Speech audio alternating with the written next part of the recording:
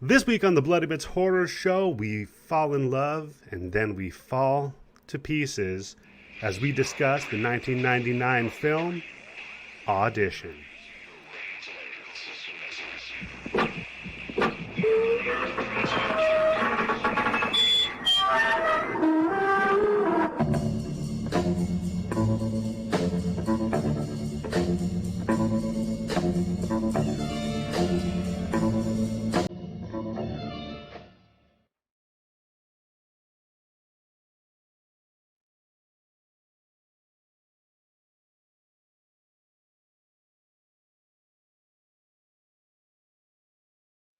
Hello and welcome to the Bloody Bits Horror Show. I am your host, Eddie, the stalling for the soundboard, Axe Jefferson, and joining me as always, my co-host with the co-most, Tim Yobo. How are you doing today? I'm doing very good. I had a little bit tough time opening up my beer, but I got it opened.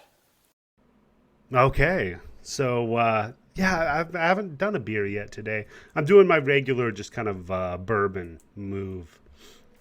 Not bad. If you can afford it, that's the way to go. Yeah. I mean, the good thing with it is it doesn't take a lot, you know. True, and it's less of a hangover the next day, right? Yeah, I never actually really.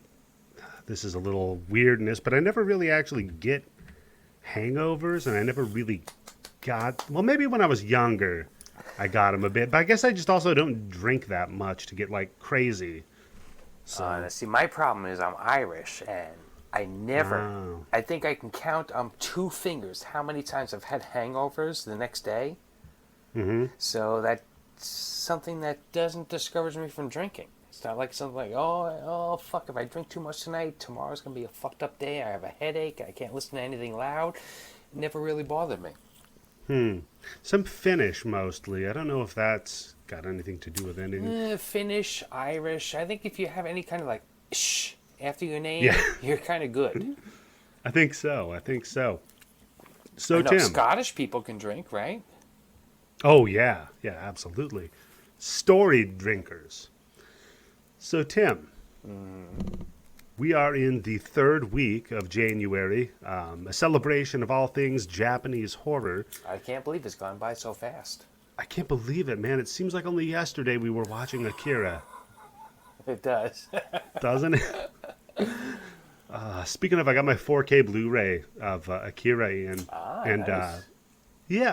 I watched it and it looked great. And then I got a message saying, you thought it looked good, but it doesn't really because the HDR is fucked up on it. So the colors that's right. aren't good. You saying something about that on Twitter when you weren't banned, right? Yeah, when I wasn't banned on Twitter. I'm not banned now. Enjoy it because you have about 2 weeks of not being banned and 50 weeks of being banned and trying to get your fucking account back. Seriously, and I've been so good on Twitter too. It's funny. They emailed me back. No, this you time haven't, they didn't. you motherfucker.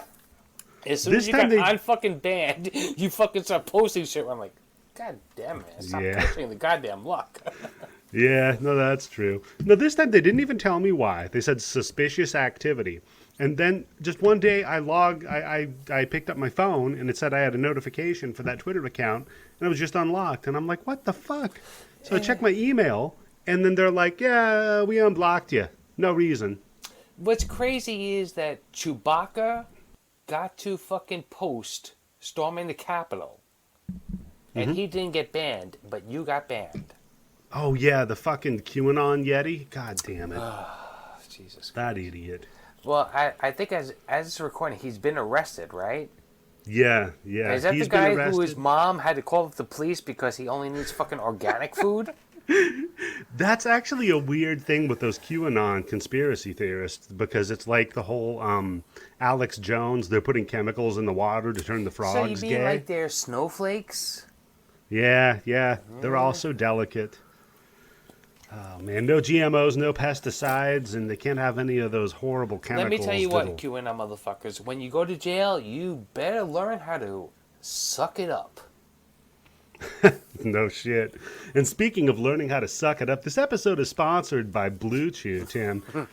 Have you ever heard of Blue Chew? I've heard of Blue Chew many, many times, and I'm actually even thinking about using our code bits. Yeah, just bits, not .com. Yeah, that's right. Well, yeah, what do you want? I'm drunk. That's okay. And so if the best I'm drunk, thing, I think I really need Blue Chews more than ever before, right? oh yeah, and you can use it on a full stomach. But Of oh no, alcohol? wait a second. Hold on here. It says don't endorse or suggest taking the tablets from Blue Chew with alcohol. Oh, so you, damn it. So no, Tim. Actually, I'm not going to endorse. I'm going to do it does tomorrow when I'm not drinking. That's right. Blue Chew brings you the first chewable with the same FDA-approved active ingredients as Viagra and Cialis. Blue Chew's made right here in the United States, unlike our movie tonight. USA. Come on. Yeah. It's prescribed online by licensed physicians, so you don't have to go to the doctor or wait in line, because who likes a line? With coronavirus, do you want to go to the fucking doctor just because you need to get a fucking hard-on pill? No, fuck that shit. Go on the internet. Do that shit. It's safer. It's way safer. It's more fun. It's cheaper than a pharmacy. Holy shit. And they prepare it and they ship it right to you in a discreet package. You're cutting out the middleman. You're cutting out the middleman. These are factory direct dick pills, ladies and gentlemen. And when you get a hard-on, do you really want a middleman? No. No. me. No Lucky Pierre for you, Tim. There's also no awkwardness because you don't need to leave your house. So if you want to get free dick pills, you just have to pay the shipping. Go to Blue Chew, that's BLUE Chew.com. Like the color. Like the color. And enter the promo code BITS, B-I-T-S. Like tits, but just with a B. Because, Yeah, or like tits get you hard, and bits will help you get you hard, too. Or like our podcast, but without the blood. Because the blood goes to your dick. So, That's right. Oh, good point. Yeah. Very good point. And you can take it on a full stomach. Just remember that. Let me tell you, there's nothing better than going to using Postmates. Which, Yes. by the way, gave me a refund for an order that I did not receive. So hats off to you, Postmates. I told you I would talk about you on my podcast. And then eating like 3 Five Guys hamburgers and 2 orders of large fries, which if you ever order from Five Guys, you know how many fucking French fries that is. Jesus. Yeah, And that's then insane. Just chewing some gum and getting ready to come. Gumming and coming. I don't think it's a gum, though. I think it's like a Smarties. Wow. Wait. Gum job, cum job. Yeah. There you go. Gilf porn. So there you go. All right, Tim. That was a fun ad read, but now let's talk about a movie. Mm-hmm. So this week, Tim, oh my God, we don't have a guest. I asked you notice before that? the podcast, I was like, what do we do when I have to take a piss or when I have to grab a beer? Because it's not like a third person or fourth person who can just like cover for me when I hit mute my microphone. Yeah. Now, I say just do it, buddy, and I'll edit the episode for once. So Are you usually editing it or your wife? I do the editing. She's She gave up completely on that. hands off. Yeah. After the baby farts episode, she's like, oh, fuck this shit. I gotta hear enough farts. I don't need to hear any fucking more in my ears. So we've got an unreleased episode of the podcast from way back in the pre-Tim era with one of my old friends, Diamondback Manhunter. We were covering the first Patreon Nightmare member, on Elm that's Street. right. Yeah, Patreon member too. What's the episode? It's Nightmare on Elm Street Part 1. Holy fucking shit, what a fucking great pull. Oh, it's so good. But that episode lasted about 3 hours, and he recorded, it sounded like he was outside with the microphone in his asshole. So she tried to edit it, and she's like, never mind. Never mind. Diamondback, I love you, buddy. And he's a musician, too. Right there. No, he's a good guy. He also, famously in my previous podcasts, we tried to do an episode on Freddy Got Fingered, and it spanned I think it was 2 recording sessions in 4.5 hours. Wow, wait, you're talking about the podcast where you did the key lime pie, the episode? Yeah, yep. That very same one. Thanks to Grind Bin, you are the guest on the Grind Bin, and they mentioned that episode, and I listened to it, and I was like, holy fucking shit. Yeah, that key lime pie shit is crazy. My wife is still haunted by it, just because there's no resolution. But Tim, that means you and I both get a pick. Tim, you finally get a pick. Thank God. You know, it's only the fucking podcast I'm the co-host on, and I still have to pay Patreon money to. Yeah. Well, hey, you're getting a check from these dick pills here in a minute, buddy. Are the dick pills paying, at least tell me that I'm getting $10.50 on these fucking dick pill ads instead of $10 and just spending on a fucking Patreon for my own show. No, they're going to pay you in dick pills. So I'm happy, but I don't know how my wife feels about that. Well, I guess we'll find out. But you know what else you got, though, Tim? You got to pick out this week's movie. Yes, I did. Yahoo! This week's movie? Yeah, like I said at the top of the show, we're doing Takashi Miike directed, written by Ryu Murakami, and the novel, and Daisaku Tengen wrote the screenplay, the 1999 film Audition. So, Tim, what's your history with this film? I remember seeing this on IFC After Midnight, when IFC used to be really IFC, and they didn't show like Real Housewives of the fucking whatever valley. Mm-hmm. And just watching it and not knowing anything about it, but just seeing like it was part of Japanese horror, and I'm like, all right, let me give it a chance. And just within like maybe 15 minutes, it's just like, what the fuck is going on? And like, I have to wait and see, because it's a slow burn. It's like Hereditary, where yeah, you really have to watch this movie. Which, if anybody hasn't watched this movie already, do we tell them to stop the show and listen to it? Yeah, absolutely. It should be implied before you listen to the show, specifically for this one. Audition is one of those seminal kind of classic Japanese horror that set up an entire new genre of film in America, by the way. I think it's the best Japanese horror movie I've ever seen. It's certainly up there for me, man. I struggle to think of a better one, so please go watch it. The spoilers on this are going to just completely fucking ruin it.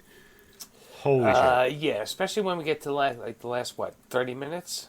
Yeah, the last 30 minutes are pretty rough there, Tim. So you saw it on IFC After Midnight or whatever. How long ago do you think that was? Like, Jesus Christ. Let's see. IFC After Midnight, probably like maybe 15, 16 years ago? Wow. At least. Because I know I saw this movie before I met my wife.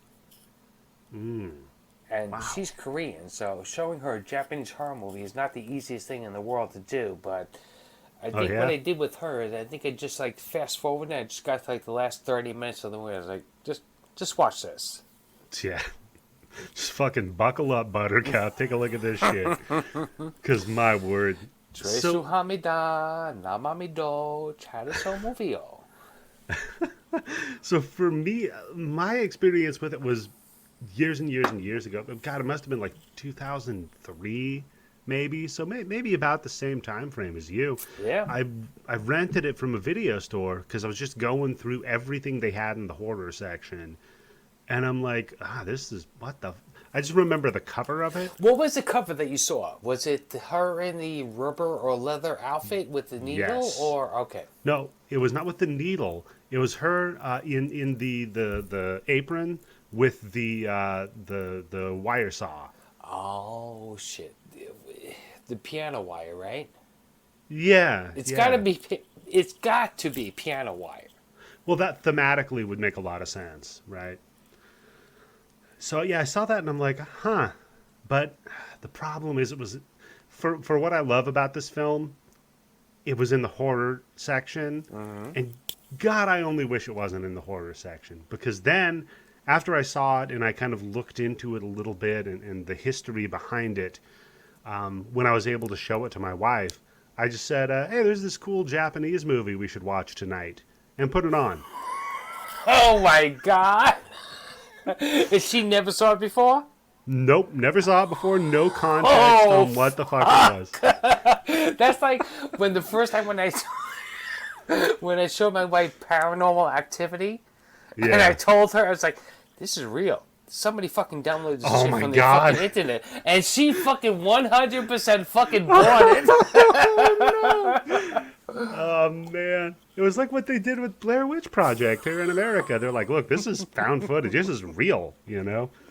Oh, God. So, yeah, she just had no clue what she was stepping in. I did the same thing with From Dusk Till Dawn. But that's less of a degree. Wow, wait. Which one is a more surprise fucking twist as to what happens on the last half of the movie? Dusk Till Dawn or fucking Audition? I mean, definitely Audition. 100%.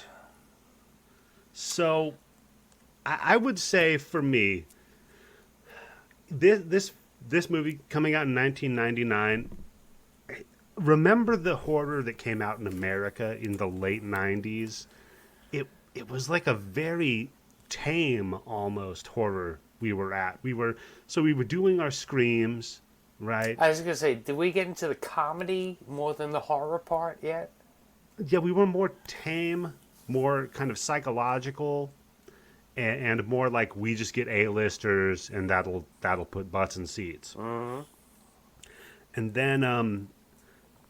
then this comes out in '99 in Japan and inspired a whole generation of horror filmmakers, most notably Quentin Tarantino, who says that this film was probably one of the best movies to come out between like 95 and 2005. Wow. He said. Yeah. Holy shit.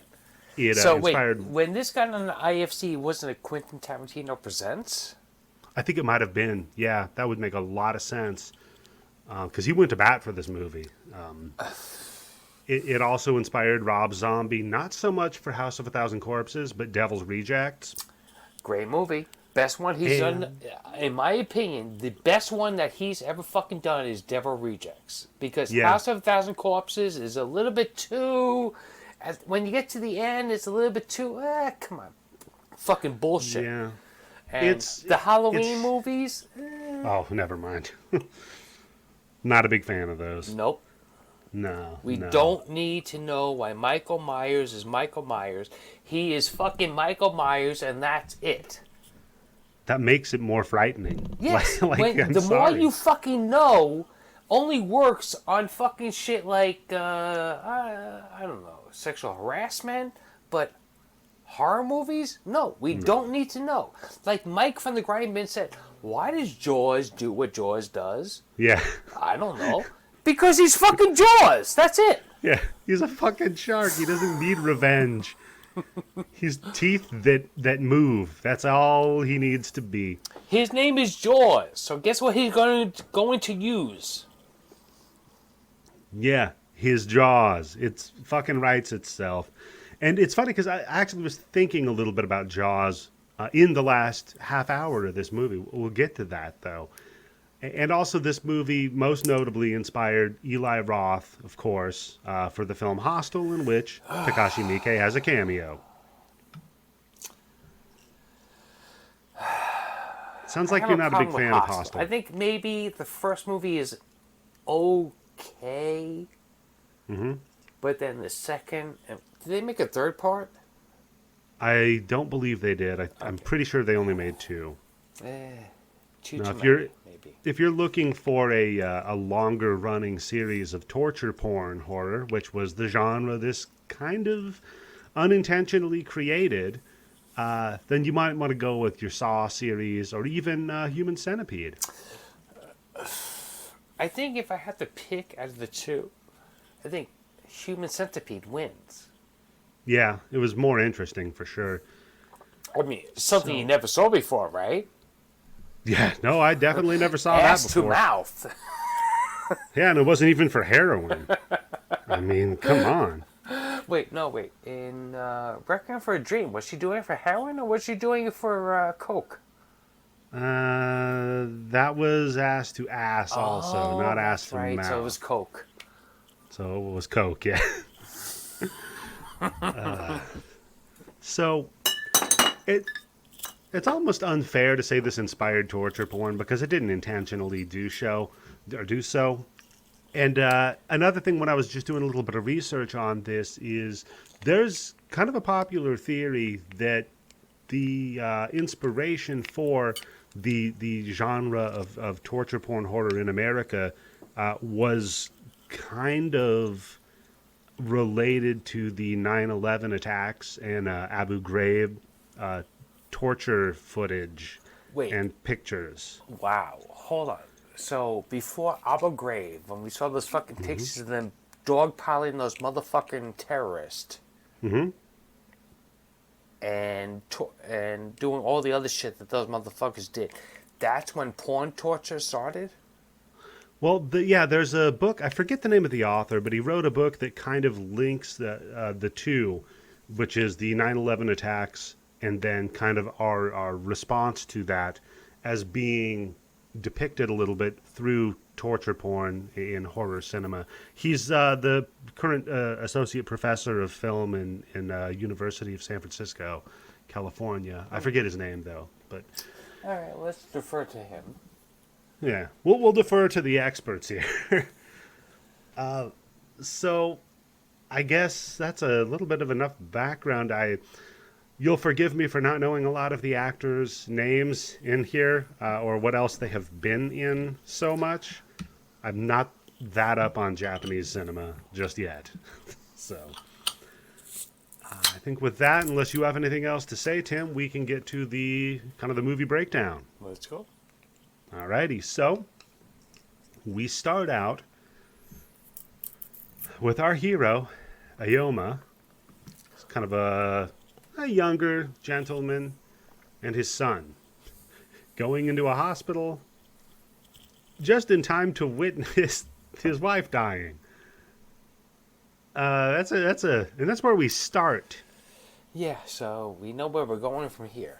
Yeah, the son's got this like get well soon mommy dinosaur diorama, that he made out of clay or whatever and brings in there, and it's just a lot of fun, You know what she is out of your mom when she's dying?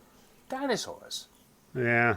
Well, this guy and his fucking dinosaurs, we'll get to that later, because he doesn't let that go too easily. So we get that nice little scene, and it's shot very beautifully. I mean, that's one thing about this I'll say is, and it's really interesting, kind of the choices that Miike makes with this film, is the beginning of it could be a rom-com. And specifically, it's very melodramatic, and even just like the way that it's filmed is very artistic and beautiful until the story starts twisting. All of his movies are really fucking incredibly shot. I mean, I haven't seen all 275 fucking movies that this guy's fucking done, but what I've seen is it would really, if you watch his movies, you would think that there's at least 275 different fucking directors doing these fucking movies. Yeah. It's not like he's done the same thing over and over and over again. Oh, not even close. Every fucking movie is completely different than what he's done before. Oh, yeah, yeah. What's hilarious, too, about this is, because I was telling my wife about it, I'm like, this guy's made a lot of shit, and he's made everything. I told her about the Phoenix Wright Ace Attorney movie. Mm-hmm. So. Yeah, which we just watched last night on the Grind Bin Discord. Oh, I didn't see that. How was it? Okay. I was drunk, so okay. I kind of took over the whole fucking Discord. Oh God! If you don't go into if our I'm live drunk streams, and people ask me questions, what am I supposed to do? Yeah. If you guys aren't already going into the Discord for our live streams on the weekend, we just did that fucking stupid Little Lost Sea Serpent movie. Yeah. Holy shit, that was a nightmare. It was better than Ghost Baby. Ghost Baby has the better song, but Sea Serpent has a better movie. True. It's almost a movie. So I was telling my wife, I'm like, yeah, this guy has made, since Ichi the Killer, which was the one that kind of made him. Yep, I remember that was maybe one of the first movies I saw him. Same. Since then, he's been doing approximately 5 full-length features a year. every year. Movies, My wife's like, not that's TV impossible. shows, not fucking SVU episodes, not fucking Desperate Housewives or Yeah. Real No. Housewives of fucking LA. Real Yeah. fucking movies. I did not count that. I only counted features and entire TV series that he did. TV series? Whoa, hold Yeah. on. What? I don't have the titles of them handy. Okay. I'm sure you can find it. But one of my favorite bits of trivia was, the Yakuza video games? Mm-hmm. Okay. Very popular, kind of a JRPG-esque beat-em-up series of games on the PlayStations. I have Game Pass, so I don't have the newest one, Like a Dragon. I think I have the last one, Yakuza 4. Okay. So they made these games. The games inspired a movie called Like a Dragon that was directed by Takashi Miike. So then they made Yakuza Like a Dragon that was inspired by the movie. Whoa, wait a second. The whole fucking universe is collapsing on itself. Yeah. It's Street Fighter the game, the movie again. Or Street Fighter the movie, the game. That's right. So I forget. And he's done like 5 or 6 episodes of different TV shows. He did. You remember the Masters of Horror series? Yes, Actually, I downloaded that from I won't name what site, but I have it on my computer. And I have to watch it because I think it was they didn't show it on Showtime. His was the only one that they're like, nope, never mind, straight to DVD. And if you ever seen right. Ichi the Killer, you would It's know like why. me on the grind bin. You have to pay for it if you want to hear it. Yeah, exactly. That's the primo content, baby. I was just looking up his different shit that he had done, and I'm like, yeah, holy shit, 5 fucking features a year. That's insane. I had to show it to her. And every fucking movie is different. It's not like the guy has like a fucking Completely. formula. Completely different. Completely. It's insane. I mean, wait, all right. Let's see. The movies I know: Ichi the Killer, Visit Q, this movie, and what the fuck is the other one? Happiness of the Katakuras. Yeah, that's right. That's it. And every fucking one of those movies is completely different than the other. There's no Phoenix way Wright. that you would say like, oh, this is Orson Welles or this is fucking David Fincher. There's no fucking way that you can connect these movies together. No, completely. It's not like Lynch, right? With Lynch, they kind of have a theme, but it's more like Cronenberg, actually, where you've got, your early kind of body horror stuff, and then all of a sudden, like Eastern Promises. Yeah, but that's like 1 out of like, what, 10? That's true. So we cut to 7 years later, and Aoma and his son are fishing. And his son, he's pulling up a couple of fish here or there, but not Aoma. And Aoma tells his son, he says, oh, well, you see, I haven't caught any fish yet because I'm only after the big ones. Wait, is Yoma the father or the son? Aoma is the father. Okay, so he hasn't gotten any pussy in a long time because he's looking for the perfect one. Yep. And he says, son, when you grow up, you'll understand it's called being romantic. See? I'm There like, you wait, go. what? So just then his cell phone rings. He gets this call about some business proposal. And just as the phone rings, his line hits, and he's got a big-ass fish that he reels in. So, okay, we're doing a little foreshadowing maybe. And already it sets up kind of the troubled idea that our hero has about women. Yes, he is looking for the perfect woman, which does not exist. No, they're all fucked up, just like us. So Yeah, you're exactly. used to it. There is, like I said, later on in my notes I have written down, he's looking for a perfect woman, and I was looking for a tall redhead, and they married a short Korean woman. Yeah. Hey, man, sometimes you don't always get what you want, but you might just get what you Can't need, always right? Get what you want, but Hey, whatever. if you try, you get by.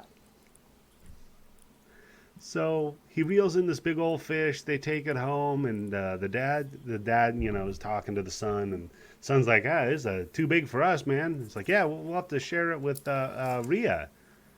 And I guess Rhea is their housekeeper that they have in. So the son's like, hey, Dad, you should probably think about getting remarried. And I'm like, wait a minute. Yo, wait a second. This fucking son deserves a fucking smack in the fucking head, right? Yeah. He's like, hey, you know what, Dad? You're not getting any older. You're not getting any cuter. There's no reason why a woman would want to, so you better hurry up and catch a woman while you can. Yeah. Not very nice. So, Aoma's kind of depressed, and we kind of get that, right? Because we see him at work, and then we see him at a bar with his friend and Tim. His friend seems like a dude after your own heart. And that's Yoshikawa. Yep. Yoshikawa, they're like sitting in this bar, and there's some girls that are talking and giggling over at a table. And they're just like, man, women are stupid.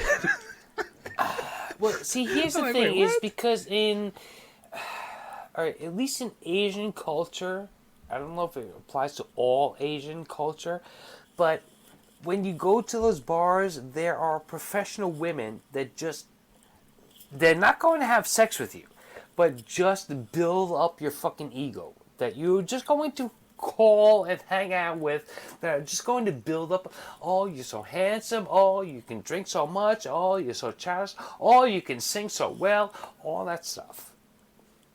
That's a great idea. Yeah. When my wife told me about it, I was like, that is the greatest fucking scam ever, because you don't have to actually be a prostitute and have sex with these guys. Yeah. But all you have to do is just go to karaoke and like, oh, you sing so good. Oh, this is so good. Oh, this is so good. And that's it. Yeah, that's a great scam, dude. God damn. So yeah, they're talking about how they need Aoma, he wants to get married, but first he needs to find a nice woman. Yep. And immediately I'm like, because it'd been a long time since I last seen it. It'd been like 9-10 years. And immediately I just get this feeling in my stomach of like, oh, you guys fucking suck so bad. But it's funny. What's a nice woman? Yeah, well, it's someone who's not too young. She's got a job. She has skills. I think she has professional skills. She knows how to play the piano. Yeah. Hey, it's starting to sound like your old wife that's dead. We'll put a pin in that. It's going to come up. Because our boy Yoshikawa's got this great idea all of a sudden. And you can tell this is absolutely the first time he's thought of it, and it's not a scam he's run 1,000,000 times over before. Because, Tim, they work at a television studio, right? Yep. Well, are making movies. A big production firm. Something. Producing movies or TV shows, something like that, right? So, Tim, what's the plan, buddy? Let's see.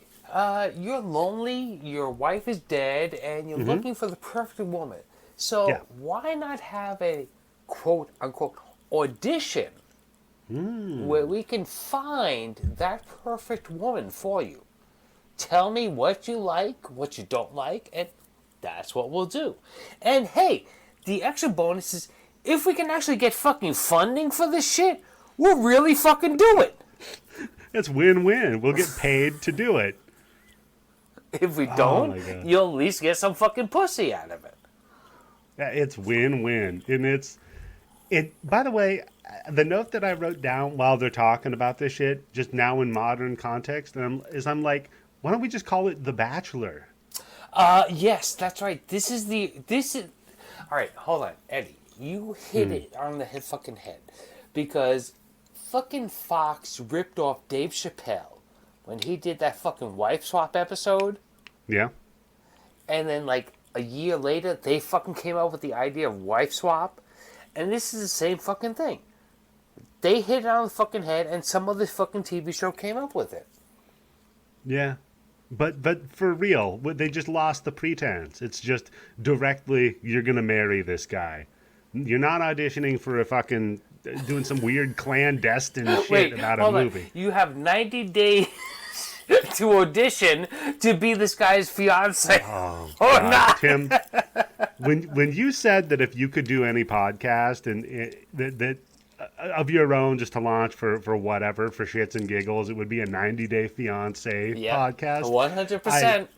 I damn near stood up and applauded. I fucking love that show. It is such garbage. It is the most garbage fucking show. But man, does it make you feel so good about the fucking life choices that you made. No matter what. You could be a fucking crackhead and like, you know what? I made better decisions than this motherfucker who won't buy this incredibly hot fucking 22-year-old Ukrainian chick a fucking rug. Yeah.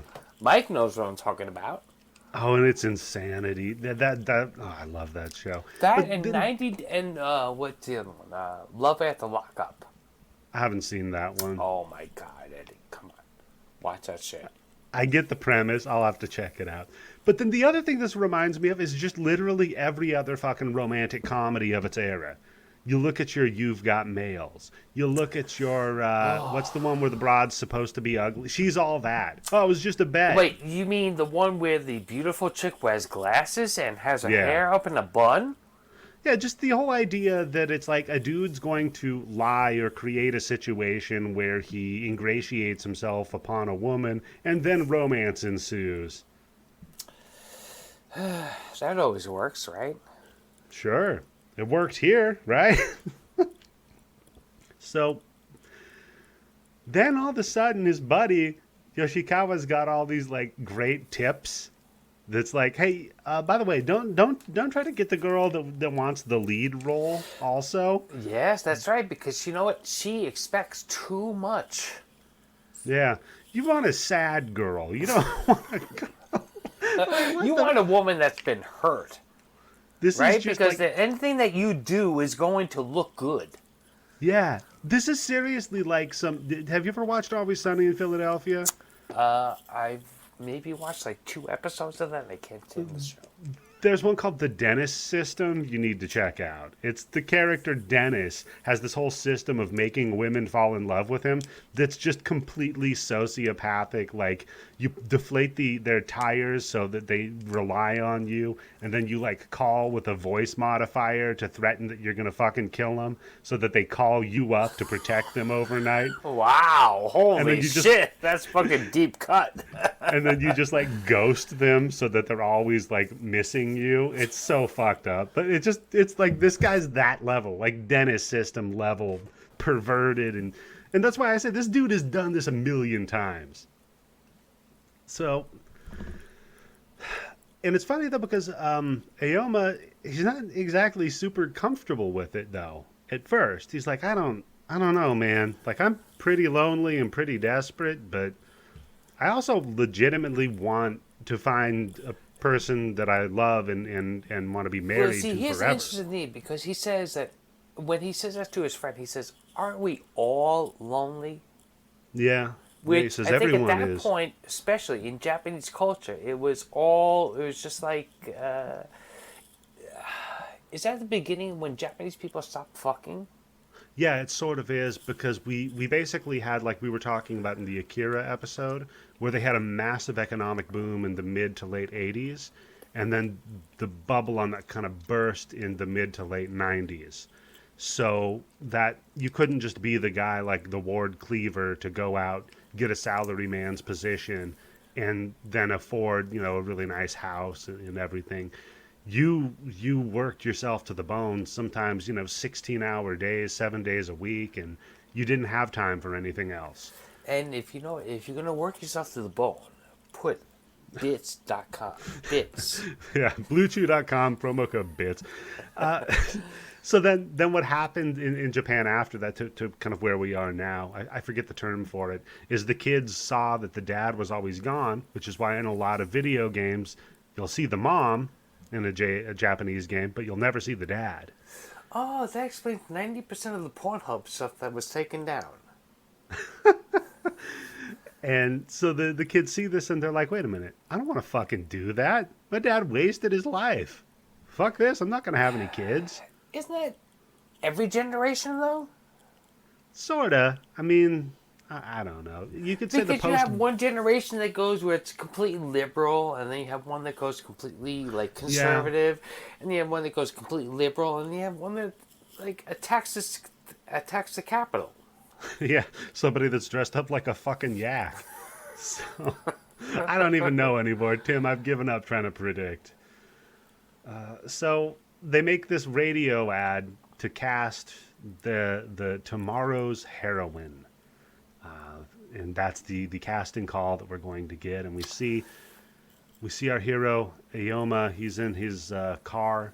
Yeah, just because I listening. think we skipped over. His friend said, like, look, if you're looking for the perfect woman, the best thing that I can come up with is I'm a casting director, so let's make up a fake movie where you're looking for the woman that's going to fulfill Right. all your fucking wants and needs.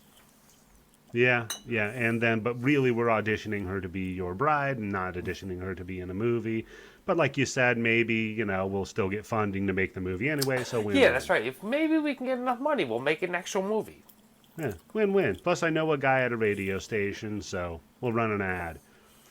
And they run this ad, and we see our hero in his car listening to the radio ad while it's raining. And then we cut to what appears to be a young girl looking out of a door in the rain, listening to the same radio ad. This fucks up the timeline, doesn't it? There's a lot of that that's going to come on, especially later. But I think it's supposed to reflect who this actually is listening to it, and that part of her personality. Okay. Maybe, I don't know. I'm stupid. No, so I would who give knows? you that. That's right. That makes sense. Right. So we go over to Aoma's house now, and he's thumbing through all of these fucking submissions that he's gotten, and it's because fun. just imagine if you put a casting call out for, we need a beautiful woman who knows how to do ballet and is classically trained. Because that's his criteria. Is she has to be classically trained in the traditional ways of Japanese culture. And so there's hundreds of submissions at the least. There's stacks of them upon stack, and the dude's just like sitting in his den, whatever. He's got a nice big old tall glass of scotch or whatever he's drinking. He makes me feel good because this motherfucker is drinking throughout the entire fucking movie. Every scene, even like when he goes out to eat, he's drinking. This guy's he's get there. He at one point he gets it before she does, and he's already half a fucking beer into his drink before she gets his first drink. That's a power move right there, buddy. But what's interesting here is he's kind of like hesitating to do it, but he's like, I don't know, maybe I'll give it a shot anyway. I'm getting peer pressured maybe. And then he looks up on his desk and you see a photo of his wife, his deceased wife. And he's like, I don't know, man. Maybe I don't want you looking at me while I'm doing this. So he turns the photo around. So okay. Now, full stop. The minute you're doing this, that's when you know you're fucking up in life, right? When you're like, hey, wait, hold on. My dead wife, I don't want you to see me doing this shit. Yeah. You can see everything, but don't look at this. Jim, you grew up Catholic. I'm sure you had like a picture of Jesus in your bedroom you had to flip over when you were going to go whack it or something. No. Hold on. What's worse is they told us that all our dead relatives could see us. Oh my God. So every time I whacked it or jerked off to fucking Marilyn Chambers or whoever the fuck it was, my dead relatives could see me. But the one thing that gave me comfort is, most of the people who are dead in my family, I don't even know them. So it's okay. Like, I don't even know that asshole. Take a good look, Grandpa. Then my uncle's dead, and I'm like, oh fuck, wait a second, hold on. But didn't stop me. Again, imagine if that were true. Like, if you're dead, you're a ghost, you're just floating around doing what ghost stuff. That's what you want to watch? Yeah, I'm like, I wonder if my nephew's jacking his dick off. That says more about your uncle than it does about you. That's right, yeah. If anything, I'd be Really? like, hey, I might go to Area 51 to see if fucking aliens are real. Wait, you know what? I think I want to see my nephew, 13 years old, Tim, jacking it off to Yeah. fucking Diana from V, the series. Oh, God.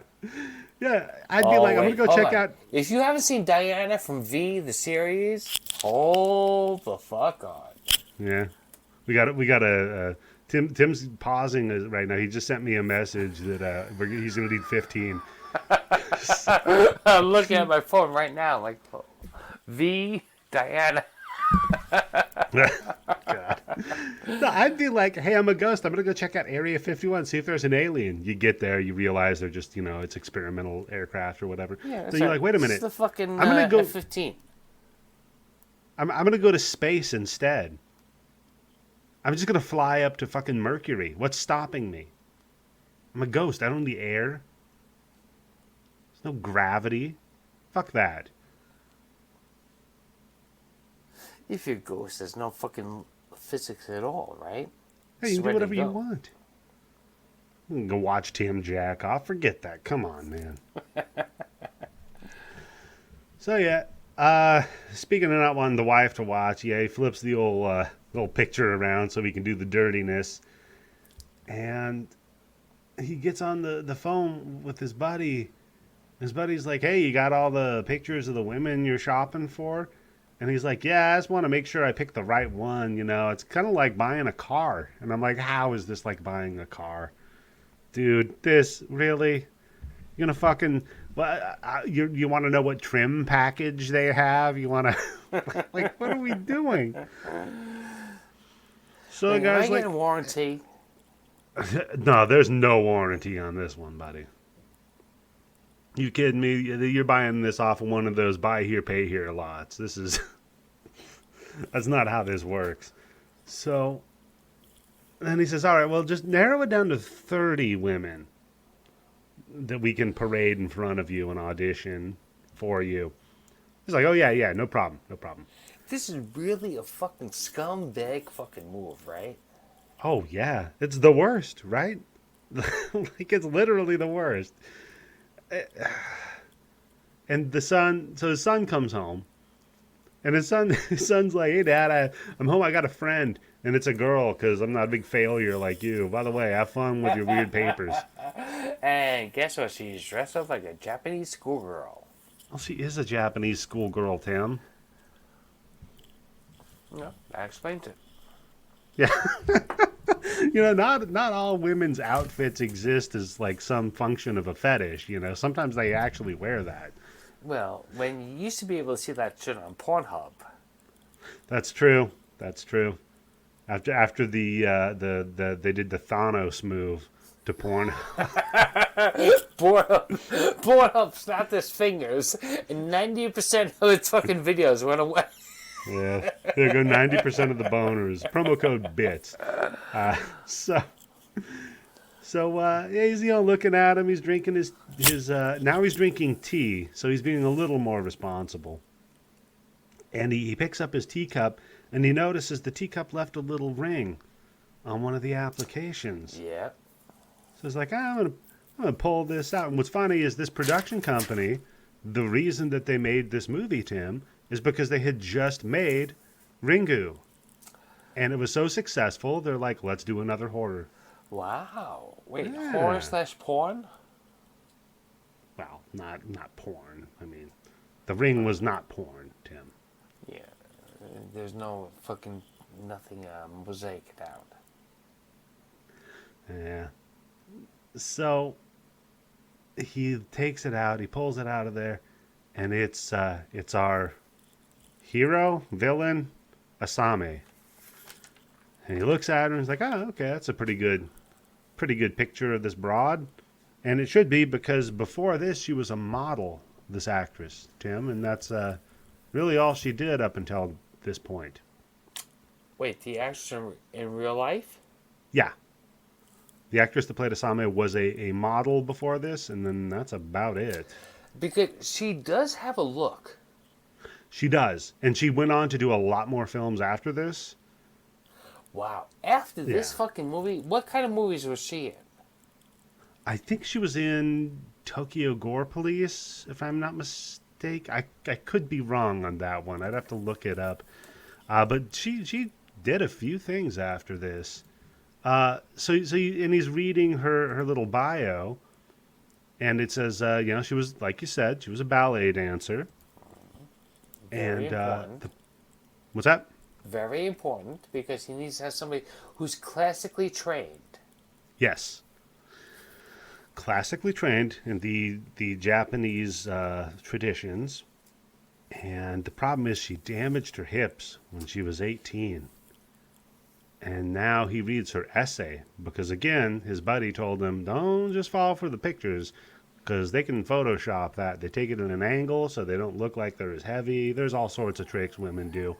You got to lift read the their camera essay. up above your head before you take Yeah. a shot.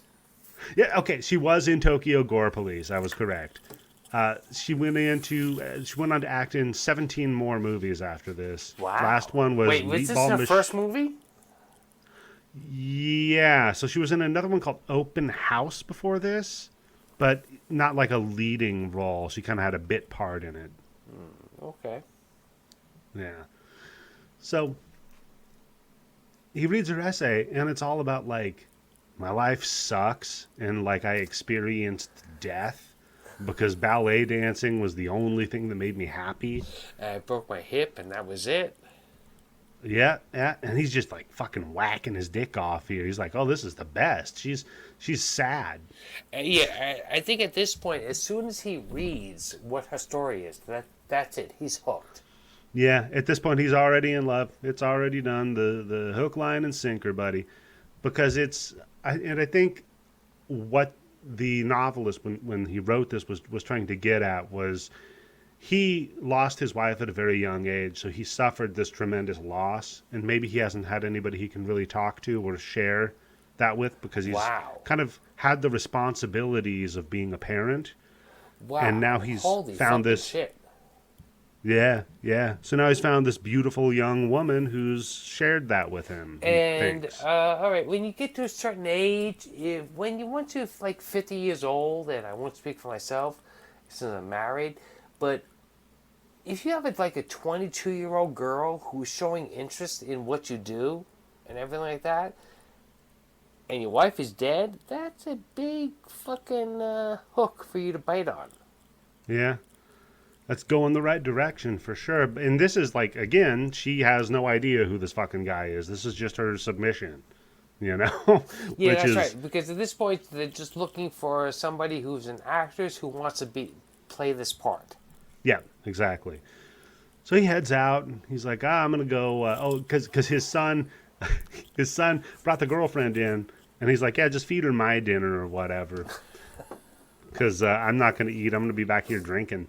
So he gets up to go walk their dog, right? The dad does, because now he's going to go fantasize about the girl or whatever. And we see, the girlfriend in the cool little schoolgirl outfit.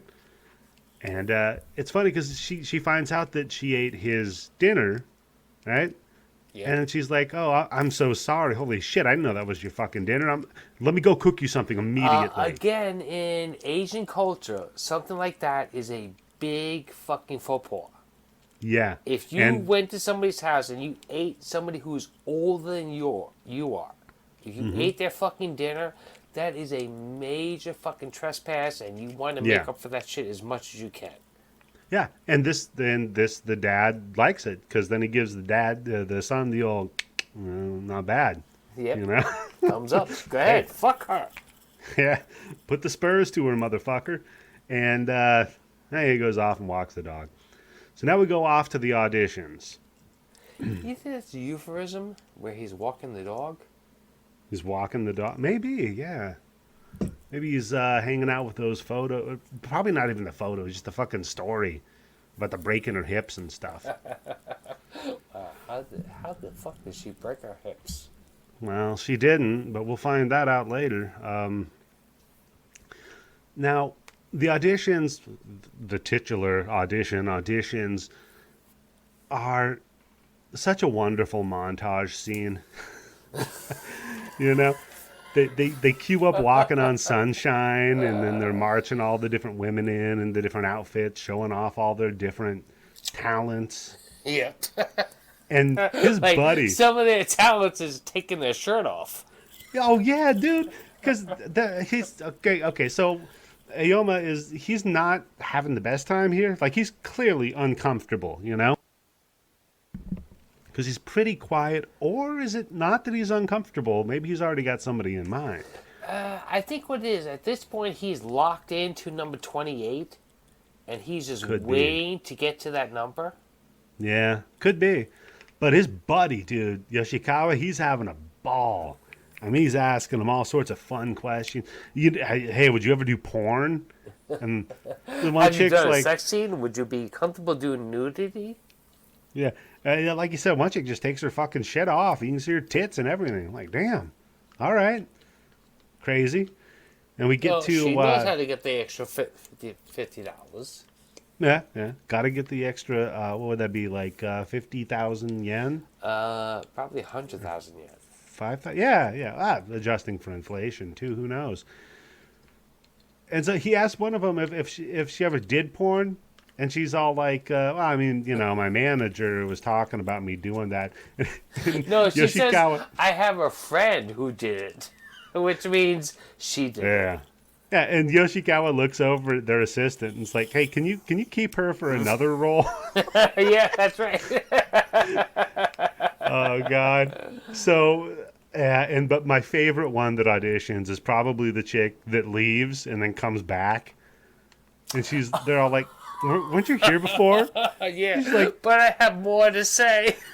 "Hey, oh, look, I'm not done."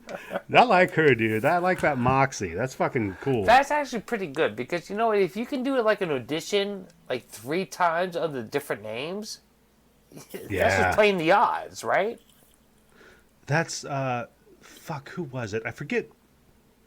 One of the people that was always on Carson's show years ago. He wanted to get the record. Oh, I know. But he wanted to get the record for being on the Carson show the most times. And he'd been on 60... Are you thinking about fucking, what the fuck is his name? Steve Martin? No, it wasn't Steve Martin. Okay.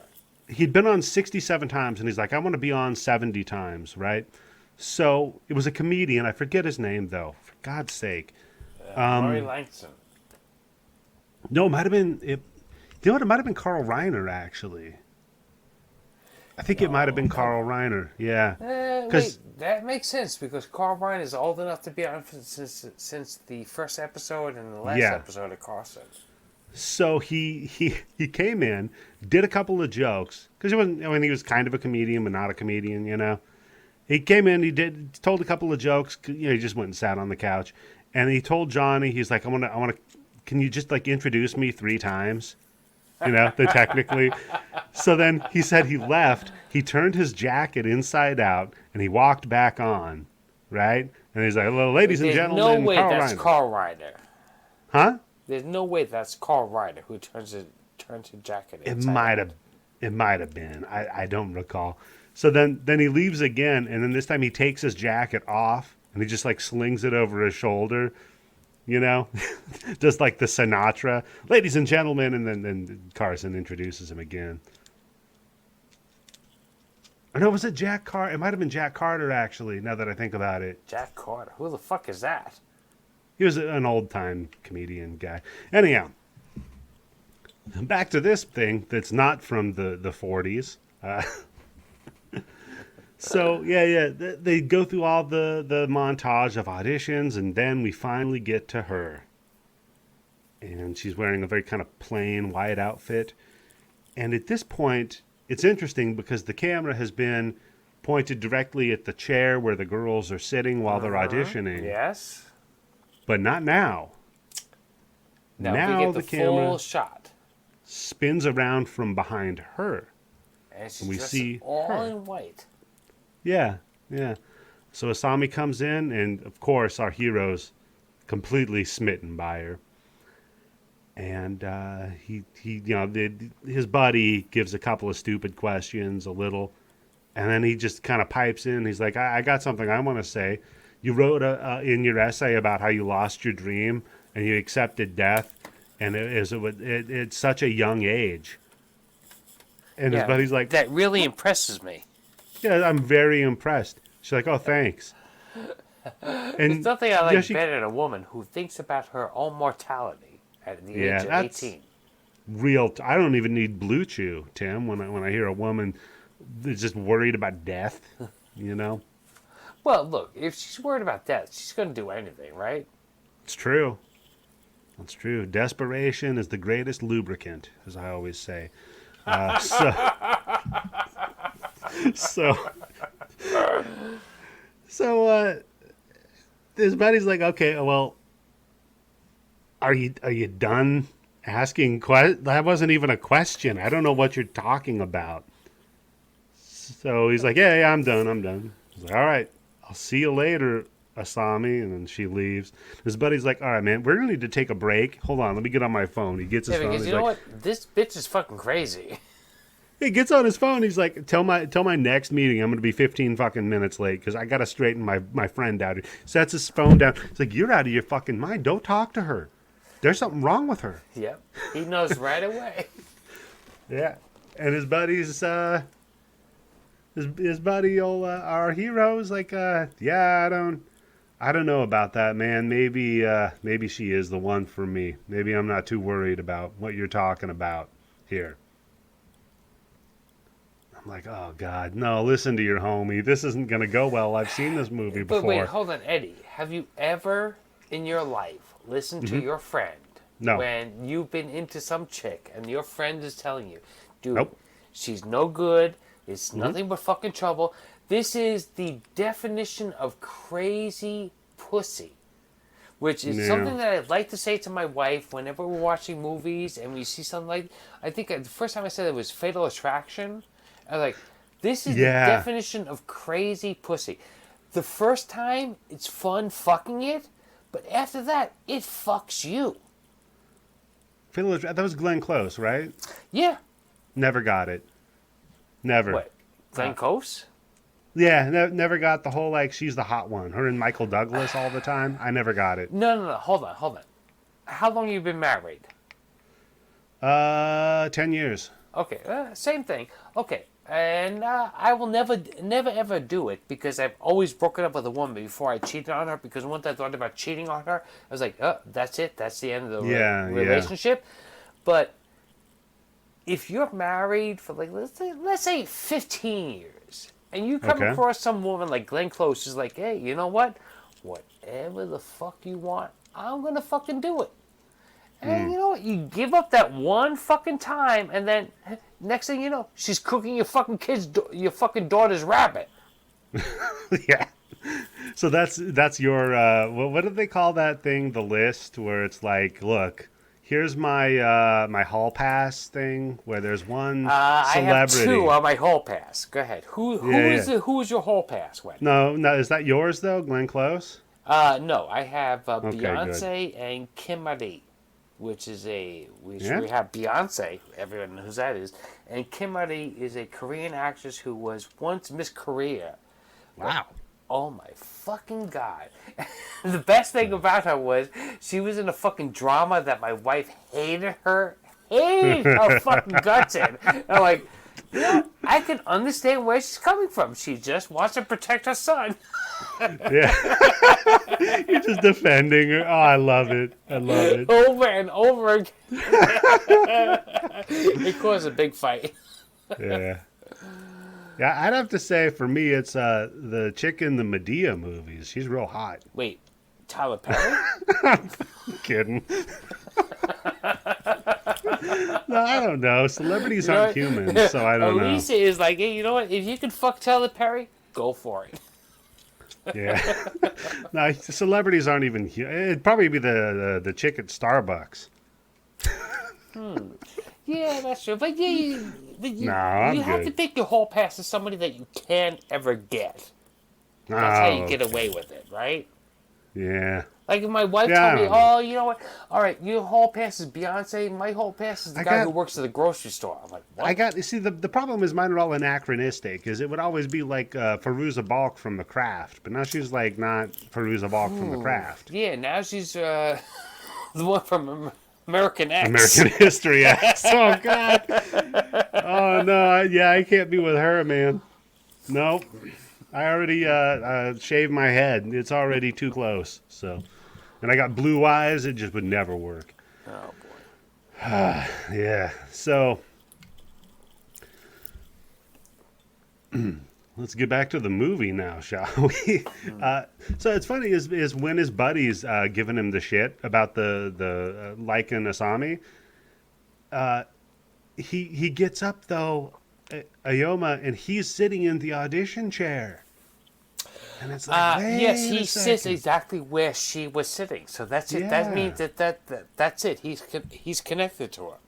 He's connected to her, and also it's the kind of the shifting, like because with all the other girls, there's this power dynamic. We're the producers, right? We have this power over you. You ain't got shit on us. But with her, she's already got him wrapped around her fucking finger. So now he's in the chair. Yeah, I kind of think it's kind of like the same thing like when you're like 13 or 14 years old and you're like, oh, some girl I like drank out of the same bottle. So I drank out of it, so it's kind of like we kissed. Yeah. And you get in trouble for smelling bicycle seats. I know what you're talking about. I know exactly what you're talking about, Tim. Same page. So, so yeah, we go back to Aoma's house. He talks to his son for a second. And his son's like, Dad, can you like eat food for once? Because like you've just been drinking in every scene and you're not Yeah, the eating any son food. is fucked up, right? Because it's right off the bat, the first time we see the son, he's like, "Hey, you know what, Dad? You're getting kind of old. Your dick Yeah, not too big. Your stomach is too big. Your stomach is bigger than your fucking dick is. So yeah, you should try to grab any woman who's willing to marry you." yeah. Anyone who will let you lie on her for a few minutes, like you don't have a lot of choices here. And yeah, he's like, yeah, eat some food and quit drinking so much. And the dad kind of like, whatever. And he's like, by the way, it's your turn to do the dishes, Dad. I'm like, ah, shit, this sucks. Well, go do the dishes. Have another drink, of course. And Yeah, hold because on, he's one, drinking whiskey throughout this whole yeah, fucking movie, right? yeah, 1 minute 6 seconds, or 1 hour 6 minutes in, Tim. I need to take a break for a second. The neighbor's dog is outside barking. Good fucking choice. Because I was like, wait a second. Do I hear a door barking or is that my balls telling me I have to take a piss?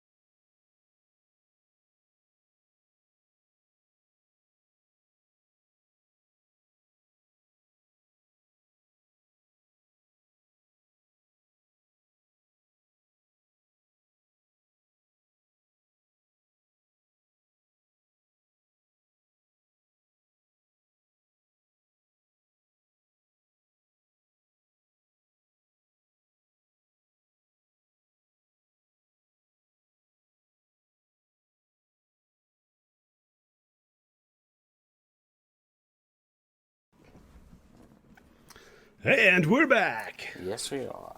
How's it going, buddy? Took a long piss. That felt good. Nice. I got a refill on my beverage. I'm going for broke. There you go. No highballs. No, I'm too old for highballs, buddy. They are low now. Remember kamikazes? Oof. Yeah. That was the first drink that I learned that, you know what, you can drink as many of these as you want as long as you don't stand up. Oh, man. You ever have a mind eraser? No. When I was growing up, it was kamikazes and screwdrivers. Screwdriver's good. I'll still fuck with those.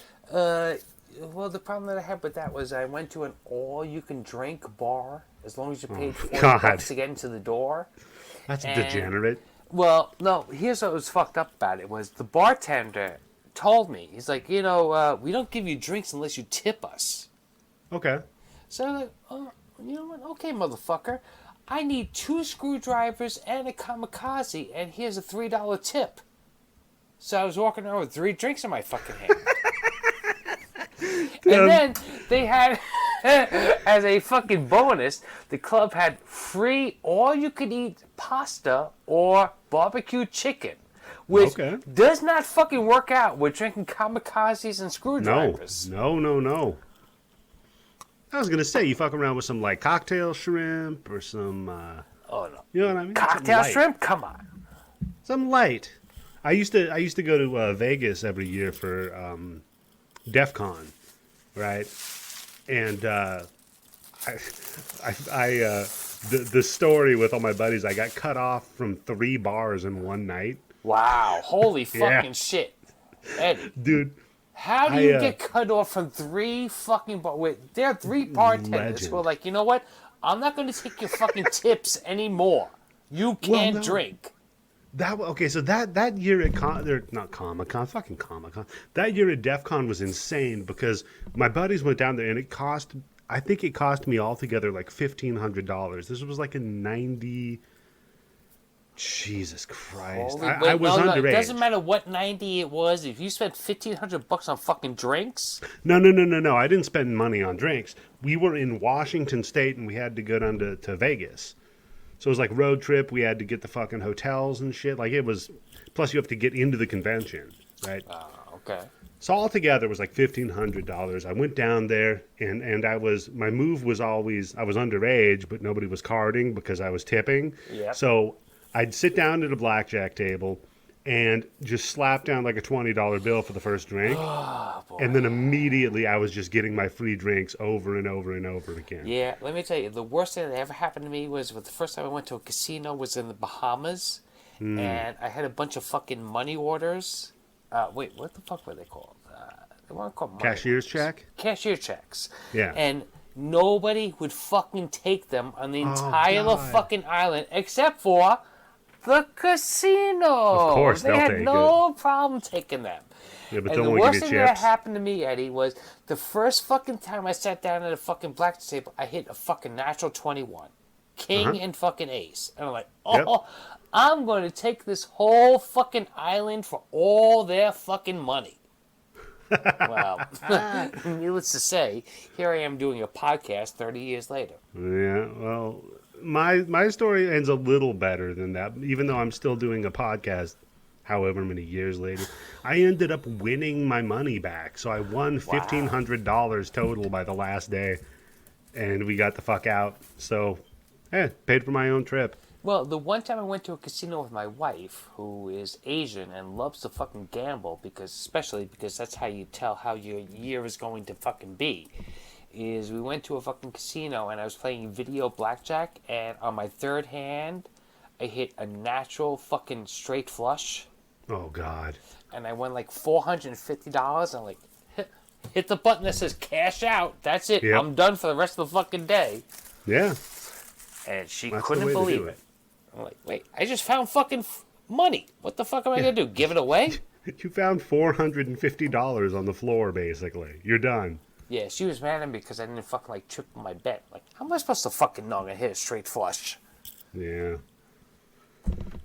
Yeah, you just remind her how many times they tear down and rebuild casinos, and then ask how many times you built an addition onto your house. Guess who always wins? Yes, the Yeah. house always wins, and it's not our house. Yeah, that is very true. All right, we'll get back to it then. So, Aoma calls up his dream girl, Asami. Gets a nice little conversation with her. It's like, hey, we should probably meet to talk for a Well, little is this while. when, after his friend tells him, like, calm down, chill out, don't fucking call her for a No, no, while? no, no. So that's his next call with her. Okay. I mean, we can skip a lot of, we can kind of breeze over a lot of this. Basically, this is when his friend, because he goes to meet with her and they have their first little date. But this is when his friend calls and says, "I did some digging into her." Yeah, that's right. And- Yep. Yeah, the record label executive that's supposed to represent her has been missing for a year. 18 months. Yeah. So there's a, all right. He's like, you should kind of, I don't know. She's sus. Yeah, chill Direct, out, motherfucker. Come on. Directly cut to them out on a date. Right. So they're out on their date, and that's when Ayoma asks about the director guy. And she's like, look, I lied. I never even met the guy. No idea." Yeah, she does like the classic fucking con man thing. Like, as soon as she knows that he found out something about her, she cuts that shit off right in the fucking pass. Yeah. She's like, so we were looking at the director guy. She's like, yeah, I know, I lied about that on the thing. Somebody told me I should talk like that. I have no Hollywood kind of contacts. I'm sorry. Anyhow, how's the steak? And you're right, Nice Tim. and rare, like it's very young. Yeah, and you're right, Tim. Good con man. Good move.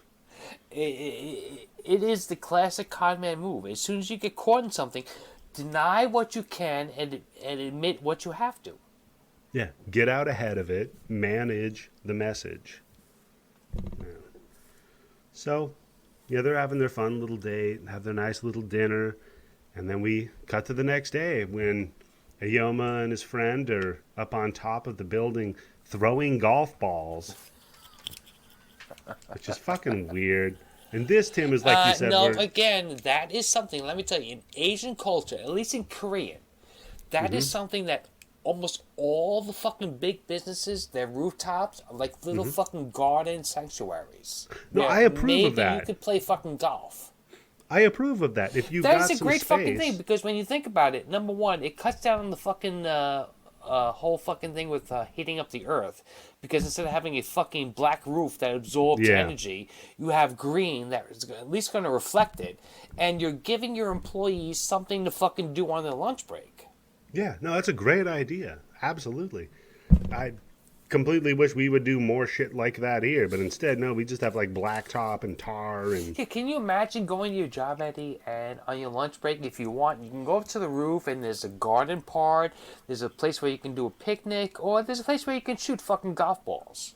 so no shit. When I worked at J.P. Morgan Chase Banks in Damn, Florida, fucking Nassau and JC Morgan. no, that's yeah. JC Morgan. JP What the fuck Morgan. is that? They had their weird compound area had this like huge pond, or not even a pond. It was like a man-made lake that had like atriums all over it. You could walk around it. It was like a half a mile lap around Can you the fish? lake and everything. Oh, big ass koi in there, dude. Oh, wow. Wait, you could fucking fish for koi? No, you couldn't fish. There were fish in it, but you couldn't fish for them, Tim. Okay, well. When my wife and I walk to a certain park, there's a house, fucking koi pond. And they're like, wait, you know what? If I show up with a fishing pole, can they fucking blame me? Yeah. You're just out there with like one of those big fucking hats with all the stupid lures in it. It's like a jackass. Hey, you put the fucking fish in your front yard. Come on. Yeah. Hey, these anybody's fish or are they yours? Do anybody really own fish? That's very true. I mean, you just kind of rent them. Yeah. Yeah. So this, like you said, though, Tim, is where he's telling his buddy, look, you need to not be hasty. You got to cool down and do not call her. Whatever you do. I might be wrong. And I think this applies for men and women. You cannot show too much interest because once you do, that's it. You're giving up the hand, right? Well, there's that, but also his buddy's just like, seems like he can sniff people out pretty good. And he's like, I don't know about this one. Yeah, because he said at one point he's a professional or auditioner, right? He knows what he's doing. Yeah. And he says, yeah, nobody knows who she is. None of her contacts exist. So, I don't know, man. Don't call her because it might mess up your whole life. So, then we cut to, and this is where it starts getting unsettling. And we're already like 40 minutes into the movie. She's sitting on the floor. Maybe more than 40 minutes. Yeah, maybe. We're an hour into before the turn kind of starts happening. So she's sitting on this weird floor staring at her phone. Yeah, she's just waiting and waiting by the fucking phone, waiting for him to call. And what's in the background, Eddie? There's Santa's sack of presents. Just sitting there. And you don't think much of it. You're like, oh, maybe it's laundry. I don't know.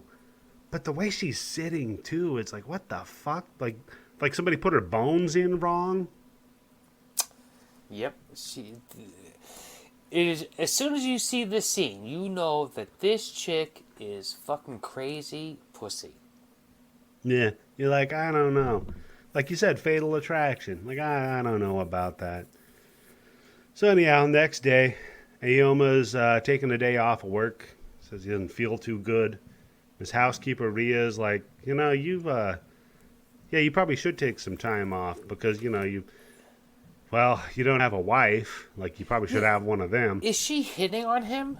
She is. And we didn't even get into the whole, like, weird dynamic with him and the secretary, which comes up later. But basically, and it's funny because he earlier he just says, I want a nice, normal girl. But we see that there are nice, normal girls around him. Who want him. Who are basically hitting on him. Like, I don't know, Eddie. If your wife ever said to some other guy, like, I wish you were my husband, don't you think that that's kind of like a problem in your relationship? Yeah, 100%. Like that, there's a problem there, you know? So... yeah, she's like, you need to cool down. You need to... It's all right. You need to chill. Find yourself a nice wife, and your life will be easier because all men need female support. Yes. In their life. You need a female to support you and do whatever it is that you're going to ask her to do. Yeah. Which is good, because this is where, he goes back to work, and this is he meets up with the secretary lady again. She kind of walks into the back room to talk to him. She's like, look, I'm gonna go get married soon, so if you want to fuck me, now is the time to do it. Look, right last call on this pussy. You better get after it, buddy, while the getting's good. That is a fucking incredible fucking scene where you could have a woman telling you that, look, I'm going to be getting married next week, but if you want to fuck me, I'm going to give that whole fucking shit up right now. Yeah, one more again. We can give this a shot, because we find out later they may be hooked up before. And he, typical of like you're watching an HR video, he just kind of brushes her off like, no, that is all right. Thank you. And he just stares at his phone. Just stares at the phone. He's waiting for her to call. It's always the pussy that you can't get that you want. Yeah. The one that's throwing themselves at you. Because I've had this experience before in my life. There was one time I was working. One of my first jobs was working in the supermarket, and I had the fucking hots for this fucking cashier. And after I was finished working, I would fucking bag up the groceries just so I could hang out next to her. Yeah. And the cashier in the next aisle, fucking, now that I think back on it, was basically saying to me, look at me and I will fuck you like you've never been fucked before. And I completely fucking ignored it because this was the one that I was looking for. Yeah, yeah. No, I know the feeling. It was, for me, it was like in high school. Was it high school? I think it was my freshman year of high school. There was one chick. There was that one chick. You're like, you know, wanna hit on that one. Gonna carry her books for her and have them malted. Did you really carry her books? No. Okay. But you know, it's the whole thing of like, hey, here's a tape full of different songs. Oh man, you gave her a fucking mixtape. Of course, man. This is back in the day of the mixtape, and these aren't songs that specifically are about how I feel about you. But meanwhile, like in homeroom, we're going. Eddie, what were the songs that you put on the mixtape? You know what, Tim, you have to think of one song. Come on. If you put a gun to my head, I couldn't tell you one. I swear to God. Eyes. I'll think about it. But this would have been when I was a freshman, so it's not going to be like Frank Sinatra or, you know, back when you were... Kelly. No, I don't even... I'll try to remember it. I swear to God.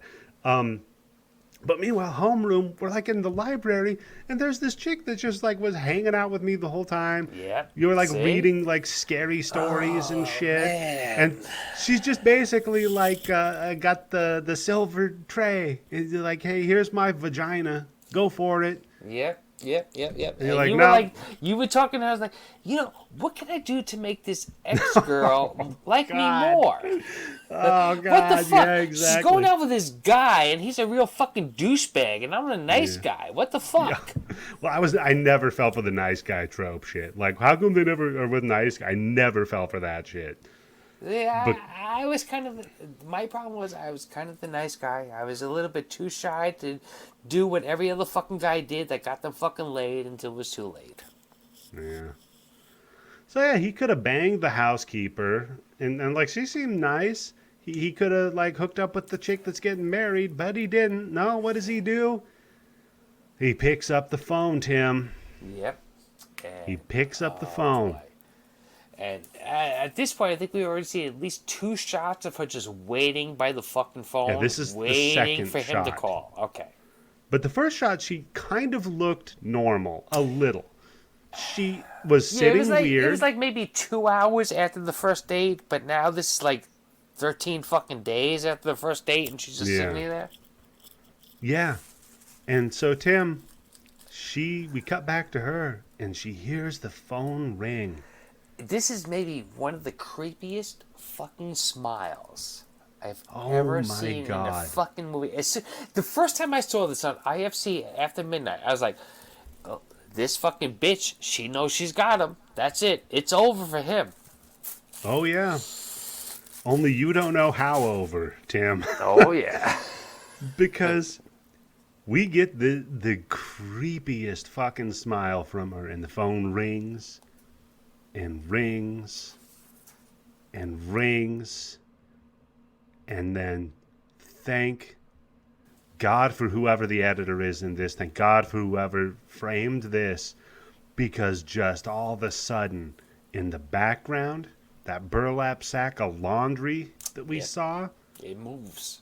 It fucking just bolts across the room. And the first time I saw this, again, IFC, I was like, what the fuck? Yeah. And because what does she do? At this point, you have no idea what's inside that fucking burlap bag. No. It no looks idea. like laundry.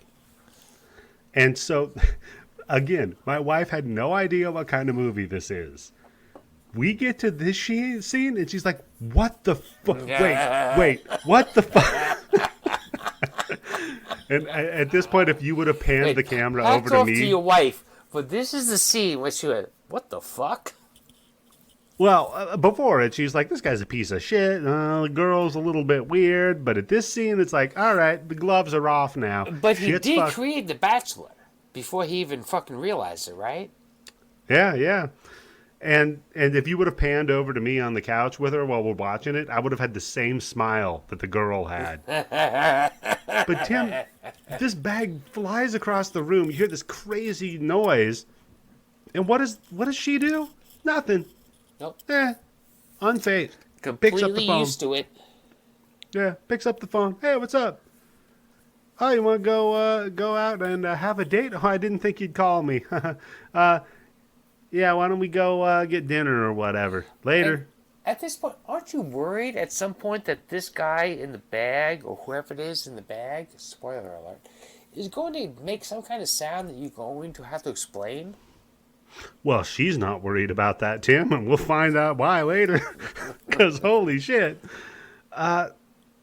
So they meet up at they have another date, and they go get a nice fancy meal. She's like, "Oh, I can't believe you're treating me this." And this is the one, I think, Tim, where she shows up and he's already drank half of his beer. Yes, I had that written down.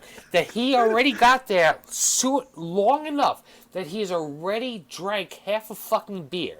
And at that point, the one time I've ever done that was when I went to some store and I had to return something. And the woman that I returned it, she said, "Oh, you're getting $37 back. Why don't you spend that on me with drinks?" I was like, Ooh, what? Literally. damn. Whoa, what the fuck? power move. Good for her.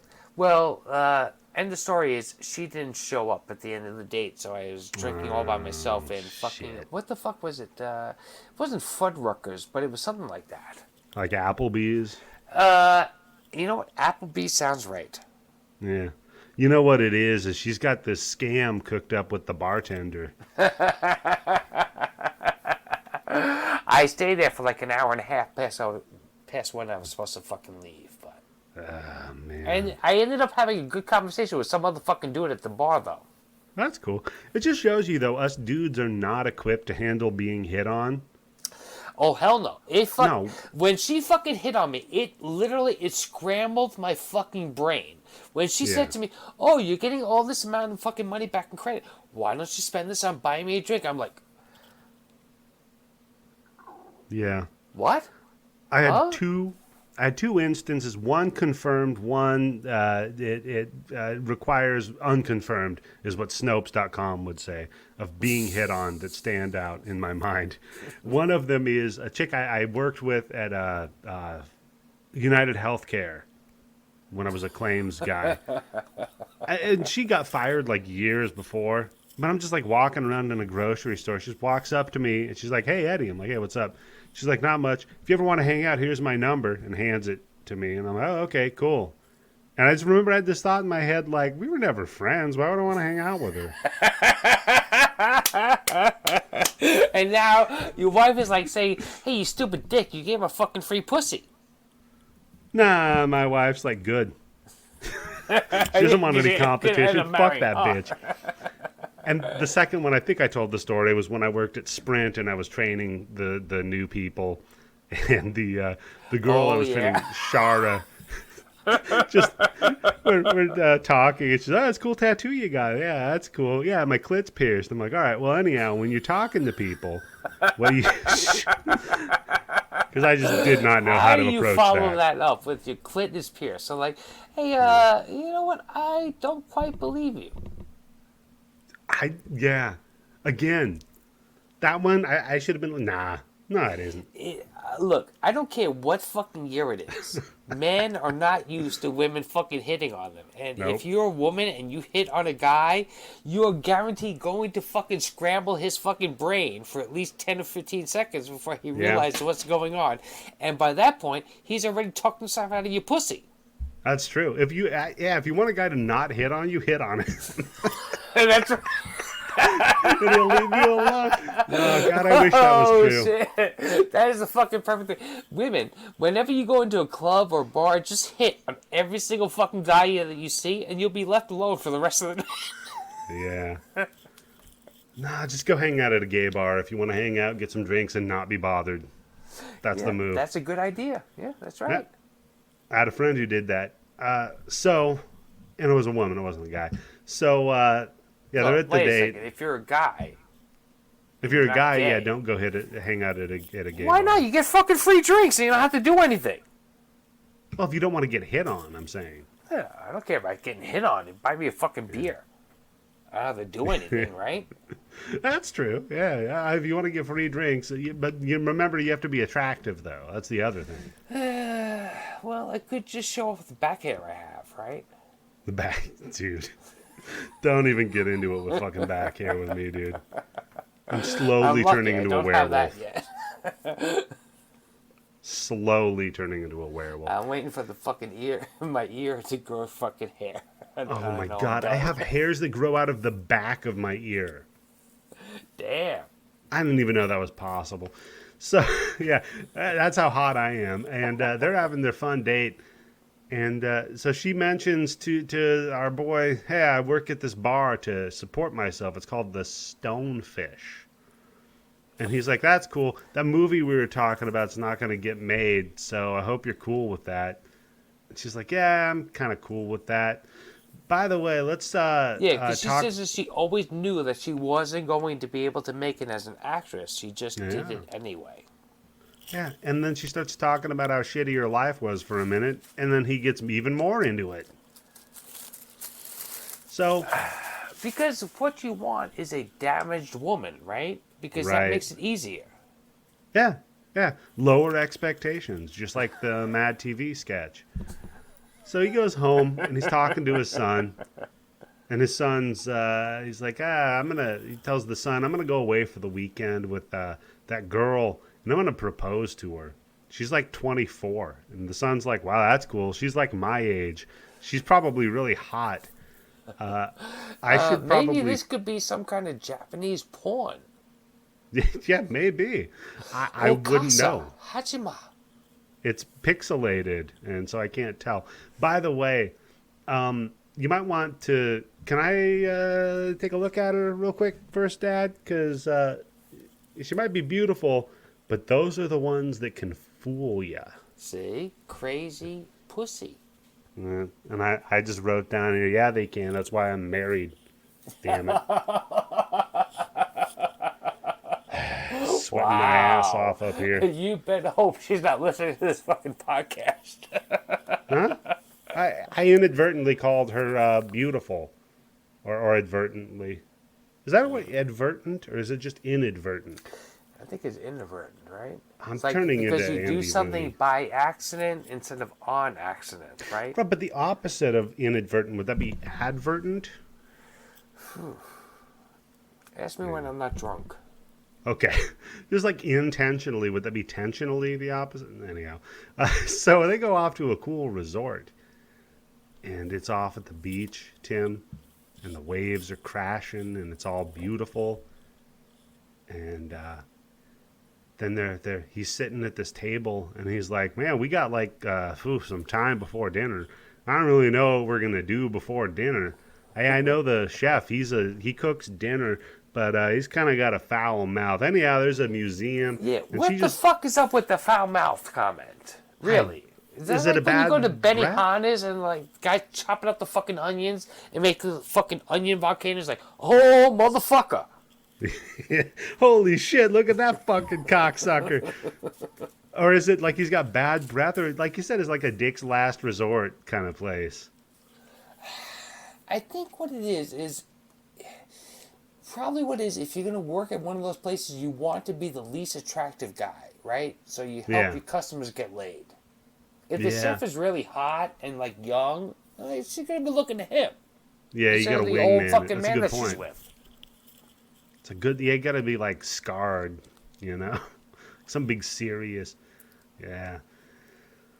So she's just like, all right, fuck this. You're talking too much, and so she stands up, turns the light out, right?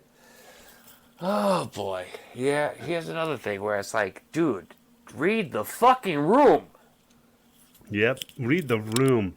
And he keeps talking. He's like, there's a museum over there. I think there's like a cafe. She just starts taking her shit off. She's naked. He keeps talking like, well, tomorrow what we could do is just go to the beach. There's a Bennigan's, I think, down the way. And she's like, hey, I'm naked under the blanket. Come here. And he's like, what? And so he walks over there, and then she's like, all right. And he starts taking his shit off, and she's like, "No, you gotta stop. You gotta not take your shit off right now. Yeah, this is about me." That's a different kink, right? I think so. naked woman, closed man. I think if you search for that on Pornhub, you're not going to come up with anything. That sounds like every porn I want to watch, where the guy has just got his clothes on. He just unzips it. That's it. No, I don't even want that part. Like, he can just get out of there. That's called lesbian porn. Yeah, I'm a big fan. So, see, I was LGBTQIA plus years ago. No, Yeah, that's a bad right. joke. Yeah, I think it's like maybe 14 years old. I was into that. I'm a big fan. I'm a big fan of your work. It's like, hey, look, terrible. I'm doing it. I don't want to see any dicks. Yeah, it's just not my thing. Hey, if you're into dicks, I mean, cool. If you're a dude or a broad or whatever, more power to you. Well, no, I think the two greatest things I ever heard was the Tiger King on Netflix, where the Tiger Joe says to the guy who's a meth head, like, hey, you ever watch porn? And the guy's like, yeah. They're like, you see their dicks, right? He's like, yeah. That means you're gay. He's like, What? I guess it's right.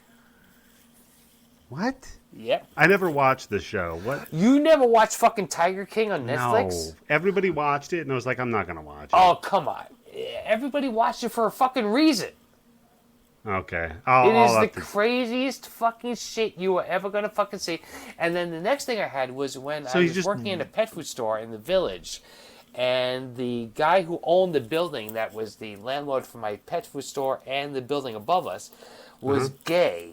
And he used to hit on my friend, who I won't say his name because just in case, who knows.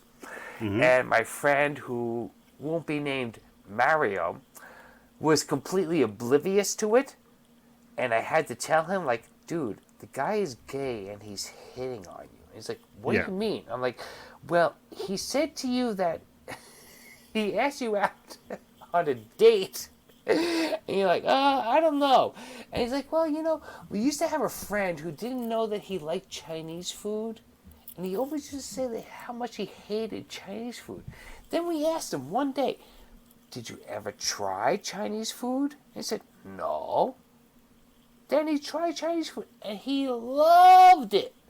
I'm like, dude, don't you fucking get what the hell he's saying to you? Yeah. Could have got a free apartment. Yeah.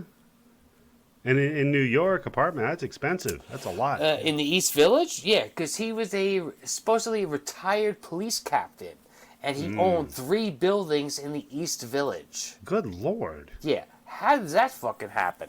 She got me, man. He was a dirty cop. He was on the take. Yeah, he was what that taking was. something. Yeah. So, yeah, she stops him from undressing, and she's like, look, why don't we look at me for a second, right?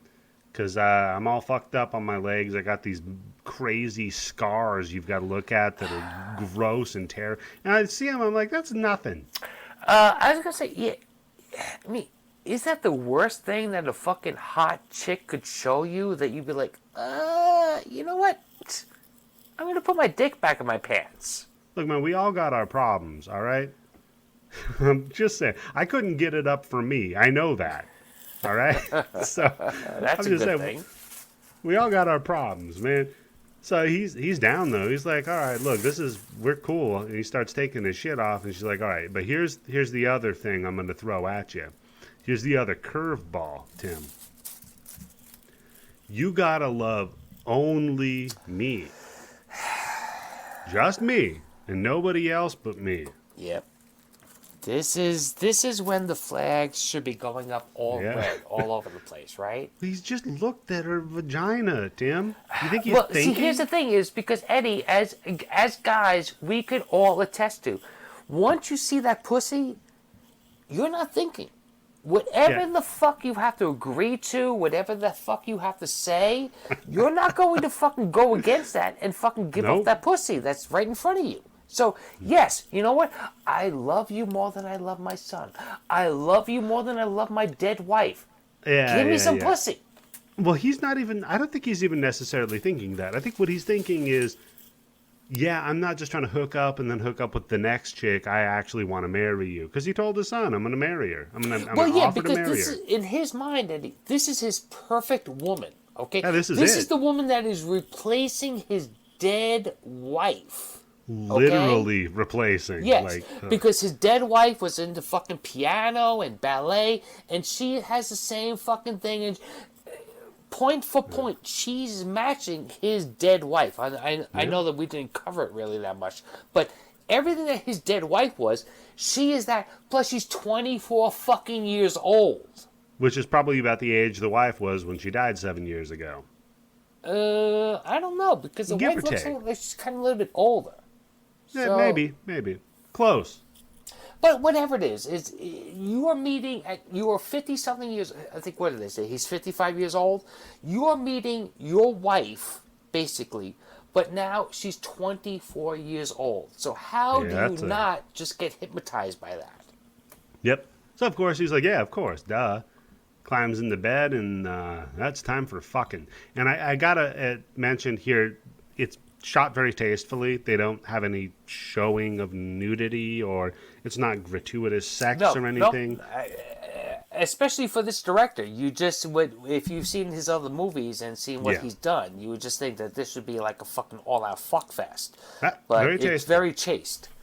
He basically goes into the bed with her. You see them kind of roll under the covers, and then you see the crumpled up covers, and the camera moves up and around them, and all we see is him, and she's gone. Well, hold on. At one point, when they show the covers, doesn't it kind of look like the bag in the house that she has? I had that note. It's like, this kind of reminds me of the fucking bag in the house.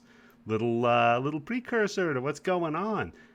Because he wakes up and the phone's ringing and she's gone.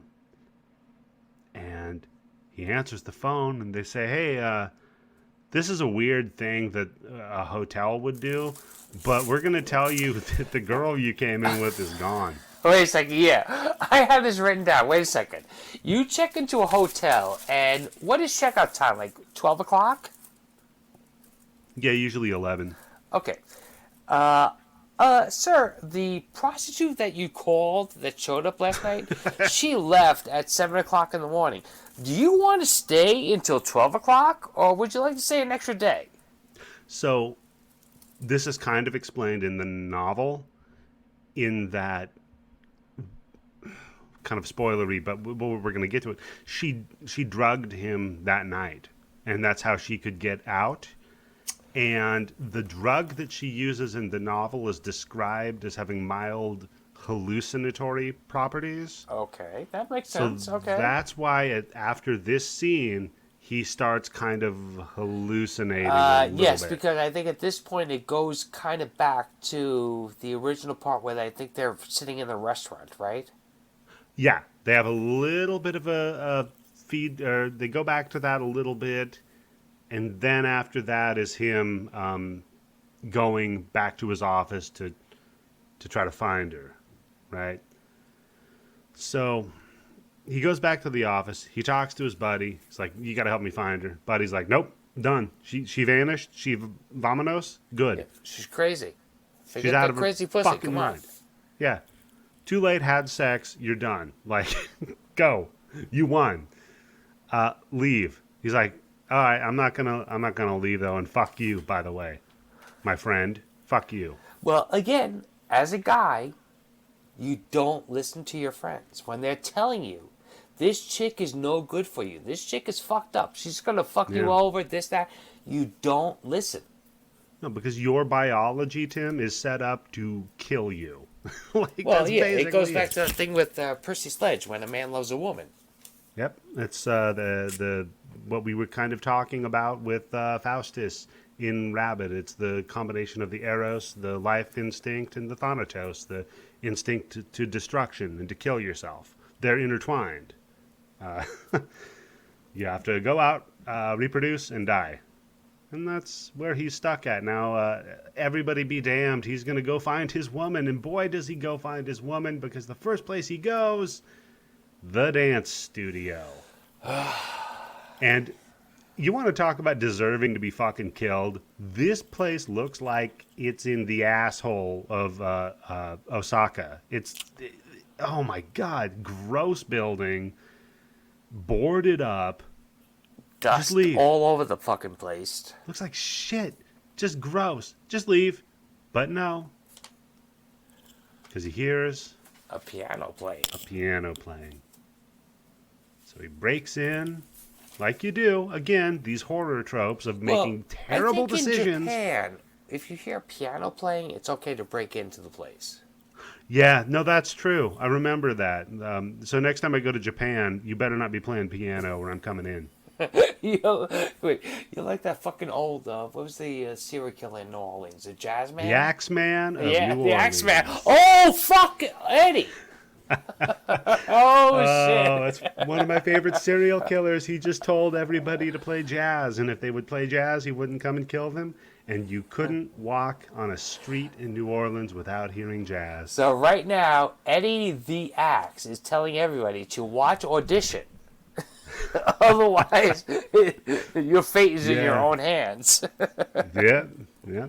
Just watch it tonight. Seriously. It's hard. It's not on a lot of streaming services. It's on the Blood Bank. You can go to patreon.com/Bloody Bits and watch it. That's right. Only $3. Oh, wait. What's the level that you have to be to get to the blood bank? No, that's $10. Well, hey, look, $10 a month, for real. Mm-hmm. What do you pay for Netflix? 400 fucking movies that you are never going to find any of those movies on Netflix. Guaranteed. Well, No. maybe like 2 or 3 of them, but... No, I did some purging of some more popular shit. I'm going to be adding some less popular shit. You're going to find fucking Dial Code Santa on Netflix? No. That ain't And even you're on going to Shudder. find Lawn Mower Massacre on our fucking server instead of Netflix. I challenge you, Netflix or fucking Amazon, to have Lawn Mower Massacre on it. Shots fired. So yeah, he goes in there and there's a dude sitting in a wheelchair playing the piano. Walks up to him, says, "Hey, I Don't you called need your feet to play the piano? Aren't there pedals? There are pedals, yes. Okay. Just wondering. Just thought about that right now. I know that's an org. Yeah, no, it's piano and organ. It's both. But he has feet, kinda. Wait. Is this the guy with the fucking wooden shoes, or is that somebody else? He's got wooden feet and shoes. Oh, okay. All right. Yeah. So he asks about Asami, and the piano man laughs. It's like, "Hey, man, He's like, did you "Hey, sing see me a her? song." Mr. Piano Man?" Nope. You don't get that one, Tim. Wait, where's This the is, soundboard? No. This is a serious movie. I'm not soundboarding. So he asks, "Hey, did you see her?" And he's like, "Yeah, I saw her." "Well, did you hear her voice?" "Yeah, I heard her voice." "Did you touch her body and hold her?" "Did you smell her?" And I'm like, "Oh man, Yeah. you're creepy." Is With this all when those the flashback incense. happens? What's that? Is this when we get the flashback? Yep, this is when the flashback happens. Yeah, because you already saw her scarred thigh, inner thigh, when Yep. she's an adult, and now we're going to find out how she got it. Yeah, which is the creepy dance instructor telling her to dance and then like having her sit on the ground, legs akimbo. Well, no, hold on, Eddie, because it's worse than what you're saying. Is because this Okay. is not the actress that we've seen throughout the whole movie. Yeah, because it's a flashback. So she's like 9. I think in the movie it says that she's 7 years old. Yeah. Yeah, and he just kind of crawls up to her between her legs. And With takes... incense burning in his hands. Yeah, they're weird incense, too. We gotta... Yeah, because as far as I know, incense, once it burns, it fucking like falls off. Yeah, these are like metal incense. I don't know what's going on there. And he grabs a couple of them and just burns right on that thigh. And then we see him stand up, and he's right next to the incense burner, and well, he's got his fun wooden feet. And they're fucked up feet, right? Yeah, they're not good looking at all. They got the weird, like, cloppy sandals on them, and they're all, like, weird and swollen looking. Like, get some better fake feet, man. Like, Well, no, I think it's like the fucking Elephant Man. yeah, but they're fake feet, though. Are they fake or? Yeah. I'm I mean, pretty. If they're in not, the movie, they're not fake. That's not the actual fucking actor's feet, but well, yeah. No, I think they're intended to be wooden, but I could be wrong. I think the sandals are wooden. But I think the Well, feet. yeah, those are. I think it has to be something. It has to be something fucking symbolic with the fucking feet, right? Because why the fuck would he put that in the movie? Well, because, and spoiler alert, but she removes people's feet, so Yeah, That's but her- still, why is the fucking that's her feet so get down. fucking full, swollen and fucked up like that? yeah, I don't know. Anyhow, off to the next lead, the Stonefish, which is a dingy basement bar that's again boarded up. He goes down there. There's a bunch of undelivered mail kind of hanging out of the door. And he's like, shit, no one's here. Goes to leave. There's a guy going into his little apartment upstairs. He's like, hey, what's going on? The bar closed? Because like, it's been closed for like a year. It's like, really? Why? That's a funny thing. Somebody killed the owner and chopped her up into pieces. But here's a true story about that you might not know. There were extra pieces when they tried Three to extra put her back fingers and together. a tongue? 3 extra fingers, an extra tongue, and an extra ear. And when he says the extra tongue line, we get another little hallucination. Mm-hmm. Our boy sees a tongue kind of magikarping on the floor. Uses splash, and it's ineffective. That's a Pokemon joke, Tim. Wow, okay. I'll take your word for it. And he like kind of like he physically like recoils. So you know he's having a hallucination. This isn't just like a cutaway. So right at this time now, we cut back to his house, but he's not home. Ray is home, and she feeds the dog and leaves, and we follow the point of view of an intruder, Tim. Yep. The intruder walks in, sees a picture of his wife, and then walks over to his second most important possession on this earth, his son be damned, his flask of whiskey. It's not a flask. It's like a fucking crystal fucking vase he has it in, right? Yeah, it's like a decanter, I think Yeah, is the decanter. word. Yeah. So he goes home, gets a voicemail from his son again. Hey, Dad, I'm staying at a friend's tonight. By the way, eat some food again. Don't just drink. Now, is his friend staying at the guy's house or his girlfriend's house? I think he's staying at the girlfriend's house, his son. But he says friend's house. Yeah, because one thing I don't think we've touched on is his son is a fucking dick. His son sucks. Well, I mean, we kind of touched on it. He said he was fat. He said he was stupid. He said he had Yeah, a you little better get dick. married before no woman's gonna ever want you again. Yeah. And I was telling his dad again, eat some real food and go to bed. Like, yeah. The dad's like, yeah, sure, I'll do that. He goes over and gets the whiskey. And this is where the story takes another twist, Tim. Yeah, because I think when we see the POV is after the housekeeper leaves, we see like a POV of somebody like running through the house almost. It's like kind of like sped up, and then the last shot is it goes right to his decanter of whiskey. Yep. So he takes a big old slurp of that whiskey, and he's sitting back in his chair, and he looks like he's not feeling too hot. Getting a little woozy. Oh, he's feeling too good. Could be, yeah. Turning into a stumble bum. And we get the feeling maybe he's been drugged. And now we cut to the David Lynch portion of the movie. We get a bunch of flashbacks of the dates that they were on. Yes, it's kind of like almost like there's a do-over where like, all right, you have a chance to change what's going to happen to you, but you're still going to choose the wrong fucking path. Yeah, and I'm wondering, at one point our narrator is unreliable, and it's either the first time we see them on their dates or in this flashback of the dates, because now she's just being very forthcoming about how her family sucks. She would just sit alone in the dark for You know what, Eddie? days. That is a great fucking point because I didn't even think about it until you just said that. Is that exactly what it is? Is that he's a fucking... you can't trust what he's saying. And now we are seeing what what really happened versus what he is imagining with being a 55-year-old guy with a 24-year-old girl who's interested in him. And no matter what she says, I'm going to just gloss over it because she's 24 years old and I'm 55 years old and she wants me.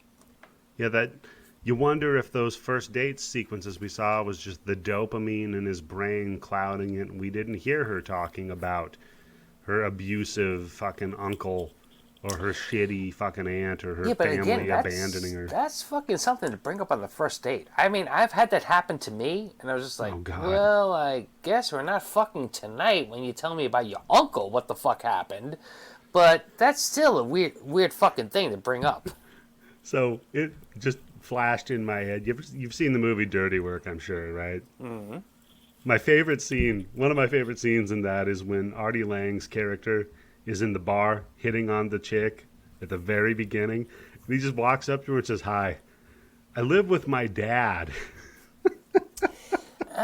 Yeah, but that's kind of a rip off the Seinfeld episode where fucking, what the fuck is his name? Oh, yeah. Where he just went on the George. fucking Bachelor fucking audition. He's like, I live with my mom. I don't have a fucking job.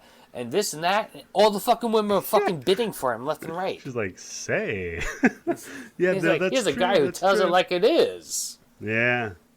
And so, yeah, I don't know. I don't know if that's what they're getting at with the scenes. I don't know when he's unreliable, whether it's the flashback now or whatever.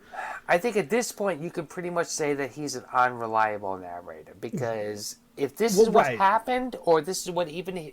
How is he fantasizing about this? This is not something that you look back and you go, oh, you know, I really shouldn't have hooked up with this chick because this is what happened. That's especially true because there's shit that's going on he would have no knowledge of. Like the next scene where we cut to him having the date with her and then the ex-wife is there. Giving him a and head? He's like, no. In the restaurant, his ex-wife is hanging out there. He stands up and is like, "Oh, hey, here's my dead wife." And she's like, "I don't like that bitch. You need to not." Off like, oh, show respect for the dead. Come on. Yeah. I don't like that Asami bitch. You need to run away. And he's like, "What?" Then, yeah, we cut to Asami sucking his dick off. And again, here we go. We have every 55-year-old guy's fantasy of a 24-year-old girl.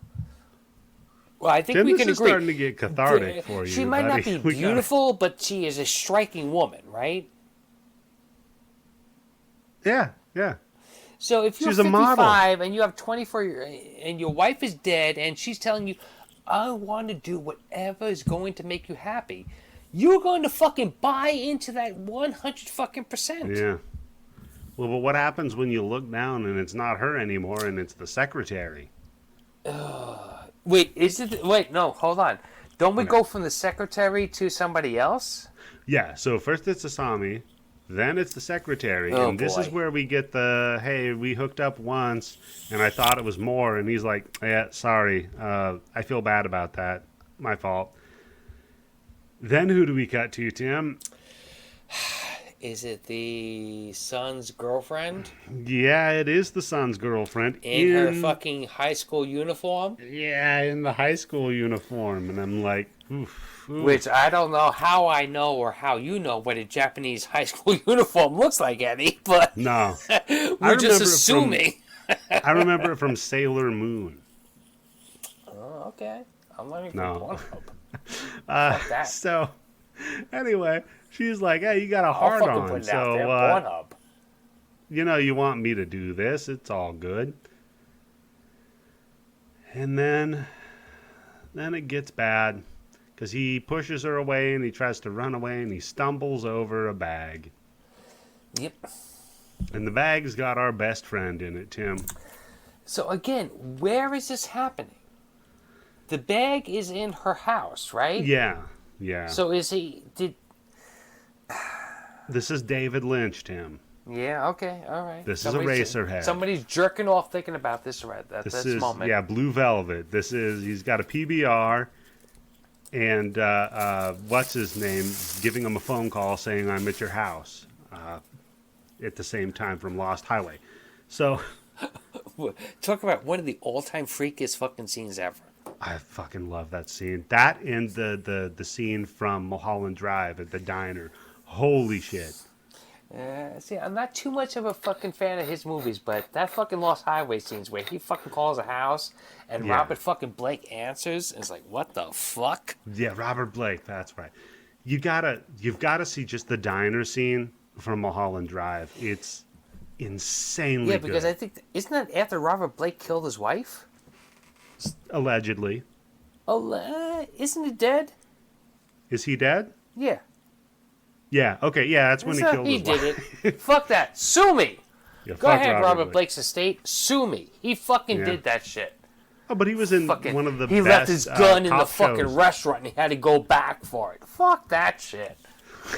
Such bullshit. He was in one of the best cop shows ever, though. That's true. It's funny because one of my friends who completely believed that OJ was fucking innocent was like, yeah, he fucking did that shit. Robert Blake. Oh, he did that shit. Come on. I left my gun. Yeah. I left my gun in the fucking restaurant. Jesus Christ. Wait, we come back to Billy Joel with Italian restaurant. Ah, yeah, that's true. Back to it always goes back to Billy Joel, man. But we're going back to one of the producers of the film playing the record producer guy with his missing tongue, missing 3 fingers, and missing ear in the bag. And now, Tim, I don't know what this is on Pornhub, but we hear some cool, like, glurpy, sloppy sounds. And Tim, I can neither confirm nor deny this, but I've heard from more than just Internet Movie Database trivia, the actress is very method. Oh, boy. And she actually was vomiting into a dog dish that they then replaced with a mixture of milk and condensed milk. So we have one girl and one dog food bowl. Yeah. And it's challenging to watch this scene because she puts the puke dog food bowl on the ground and boy, he's just fucking slurping it up, man. So wait a second. Was she method and was he method? That's the question. Well, no. So what I read was she was method. She was vomiting for real into the sink. Oh, boy. Come on. There was no bowl in the sink when she was vomiting. They took a bowl and they filled it with milk mixed with condensed milk to make it thicker. And that's what they gave her. You know what? I think I'd rather drink a fucking vomit. Yeah. You'd rather drink her. Again, I don't know what this was on Pornhub, what the term is for it, but my lord. No, wait, hold on. For real. Everybody who's listening, what is the tag on Pornhub where you find out where women are vomiting? No, don't. Don't actually tell us. You can go ahead, and I'll put in the notes. Don't we have email addresses, Eddie, where people can send us that information? Yeah. I'll put your email in the notes, Tim. They can send. I think it's called a Roman shower. Anyhow, so then she turns back into a child, and old wood feet guy, legs guy is crawling toward her with the sticks again. Yep. And we cut back to the studio. Wait, is she the little girl, or is this the part where we see her as that's happening, and she's the woman that we see now? So we see both, right? First we see her in her apartment as the little girl with him crawling at her with the sticks. Then it cuts to her back in the dance recital studio, walking up to him and playing the piano. She's in the same exact clothes. Yeah. Wearing that white, like, fucking swimsuit or something like that, yeah. Yeah, wearing her dance outfit. But she walks up to him with her piano wire garrote thing from Hitman. And she wraps it around his throat a couple of times while he's playing piano. Starts doing the old seesaw back and forth. And while he's playing the piano, cuts his fucking head off. And I'm like, yep, good. Well, you know what? You got to Support give this. it to him because at least he didn't stop playing the piano until the last possible second, right? That's true. It's just like the Titanic.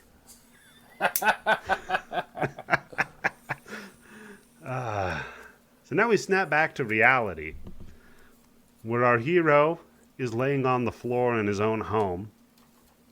Asame is closing the door with his dead dog on the ground. Yeah, because she, obviously at this point we figure out that she drugged the fucking whiskey decanter. Yep. So Yep. when he drank it, he has now become, he's aware of what's going on, but he is physically paralyzed, right? Well, not yet, because that's part of the cool fun injection that she puts into his tongue, sir. She pulls out her Dexter murder bag and opens it up and puts on the apron, puts on the gloves, pulls out And you know the what? I am syringe. sorry, but call me a freak. Oh, She's God. fucking sexy in that fucking apron. Tim, no. Come on. Come on. No, Tim. Come on, man. She's got that kind of apron on. That means you can do fucking anything. I need the home improvement. I don't think so, Tim. Sound clip. Well, I told you to bring your soundboard. Yeah. Dude. What's... no, I'm good. So, I will say, though, this... So boy, does it this get fun. Halloween, your wife should go dressed No. up. Nope. She wants to really scare the shit out of you. I'll tell you what. If it was my wife wearing it, I'm down. See? But, That's what I'm talking about. all Come right, on. all right. Okay. I'll give you that one, Tim. I'll give you 70% on that. 70% better than 0%. Yeah. So, as she killed the dog, she gloves up, aprons up, gets the murder kit out, and she pulls the syringe out. And this is probably the one you saw on the cover, Tim. It's her with Yep. the needle. This is the scene. Yep, that's right. And She's wearing the fucking leather. Is it leather or rubber? I think overalls? it's leather. I think it's rubber. I No, think it could it's be rubber. rubber. Yeah. Because it's got the fun like straps in the back too. See, So I don't this know. is where we need Brody. Yeah, Brody would know all about this shit. I mean, this is a movie that they hotly debate whether it's misogynistic or feminist or what it has to do with the interactions of men and women. So we probably shouldn't have anybody on but two white guys. Of course. But Like I tell all my friends, you know what? I co-host a podcast, and what the internet needs more of is old white guys giving their opinions. yeah, exactly. Just rambling on, drinking. Yeah. So she explains to him, okay, this is the fun thing about this poison. Let me tell you about it. Or paralytic. It's going to make you not be able to move. Don't worry, though. You will completely be able to feel everything I am about to do to you. And this is still where some guy is thinking, oh, she's going to fuck me. Yeah. And she straddles him, and she's like, I knew from the beginning with your audition that it was bullshit, sir. I knew you just audition women in there and you get them in there to fuck them. And he's like, wait, I didn't actually do that. But he kind of did. Yes, he did. It's 100% what he fucking did. Yeah, I mean, he might have started with the intention of I want to find a wife, but doesn't matter. Still a piece of shit. What is it? The highway to hell is paved with good intentions. Good intentions, yeah, that's right. I mean, when you think about it on paper, it's a good fucking idea where you could just have like 3,000 fucking women show up and you're going to pick the one that matches, the one that you like the most. But Oh, it's convenient, but it's also abusing a power dynamic that we hell enjoy yeah. as males. And it's one of those things where be careful what you wish for. He could have been better off with the fucking housekeeper or the fucking and that's secretary. the point. And that's the point, is he wanted his tailor-made perfect girl that would give him exactly what he wanted, just kind of like she wanted her perfect man who would only love her. Yeah, that's right. And only her. forever and ever. It's almost like in a weird way these two are different sides of the same coin. Anyhow, so she straddles him and she pulls out these crazy long acupuncture needles. Oh man, when she opens up that fucking box, the first time you see this movie, and she opens up that fucking box, and you see those fucking needles, you're just like, oh my fucking lord. Hear the metal. And I've fucked around with acupuncture. I know my shit with acupuncture. I've done acupuncture too. You're Korean. Come on. You don't think I've had a little prick in me? What? Hold on. What? So these needles are not acupuncture needles. These are insane. No. If these are fucking acupuncture needles, I am fucking King Kong. Okay? Because that's what you fucking need for King Kong, the acupuncture. These are like the cool skewers that Kakihara uses in Ichi the Killer. They're crazy. Ooh, good and callback. So she's up on top of him, and she's mounted him, and she's just sticking all of these fucking needles. And yes, because, again, here's the thing is, she is... When you say she is mounting him, she is on his fucking crotch. So at any other fucking point, if you are again, going back to that age thing, you are 55 years old, okay, and your wife has been dead for what? At that point, 10 years maybe. Tim, you keep talking about your dead wife. Anyhow, anyway, she's fine. I love my wife, but she is ill. And you have a 24-year-old who is sitting on your fucking crotch. You are like, this is the dream fucking thing. But boy, does she fucking flip that shit around 1, 2, 3.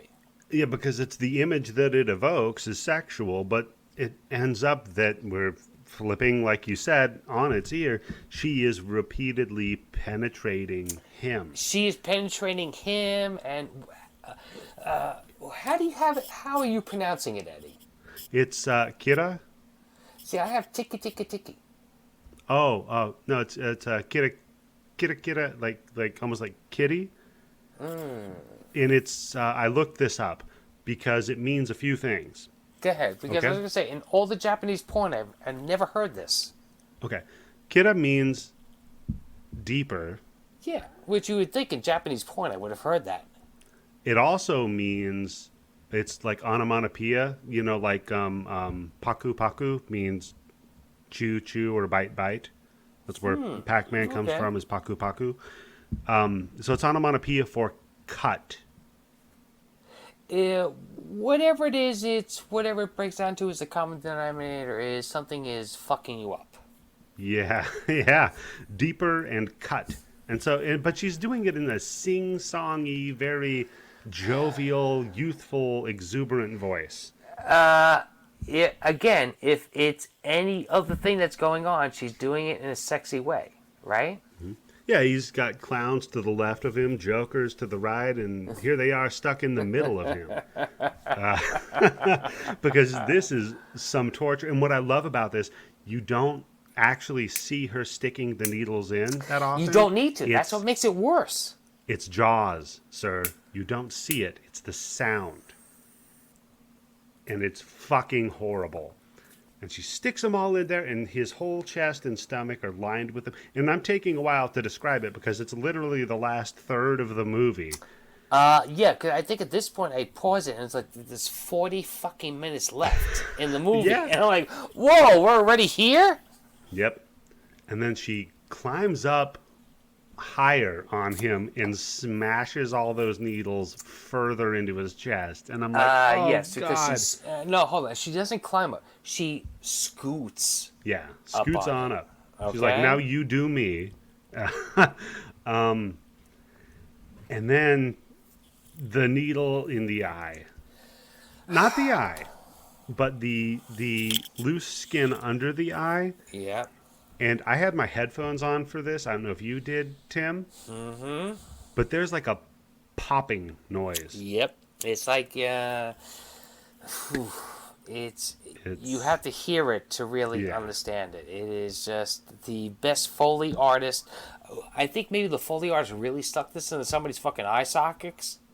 Yeah. Because how the fuck they else just had did a you come up dead with this pig sound? or something. I don't know. Because it sounds phenomenal. And I'm like, wow, they're literally destroying the male gaze here, which is that she's been objectified through the camera Wow, and them holy auditioning her. And fucking shit, Eddie. God damn it. no, I made that up. That was a joke. No, I think that's a fucking great fucking point. Maybe. I don't know if that's what Because they were intending. you would think, if anything, she should be going after his fucking dick and balls, right? But she doesn't. She never goes after his dick and balls. Right? It's the eyes, because all you saw was what you wanted to see. Yes. And if you saw what was really happening, you wouldn't fucking be in this situation right now. Yep. You might have been led by your dick, but your eyes deceived you, sir. Holy shit. Your eyes are bigger than your dick. BlueChew.com, promo code BITS. Make your dick bigger than your eyes. Well, he was getting a lot of contacts for his eyes with those fucking needles. And then she fucking starts flicking them. I'm like, oh, God, don't do that. Yeah, that, for me, that was the worst part. Not even that she stuck him all in his fucking eye, because she has, like, underneath his fucking eyes and over the eyes, there's like 5, right? Yeah. On each side. And then she takes her long fucking fingernails and she fucking brushes them across the fucking needles. Which, I'm like, that is the worst fucking part I can imagine. yeah, and I don't know what meridian those are supposed to exist on or what they're treating, sir, but I don't think that this is male kosher. disillusionment. Yeah.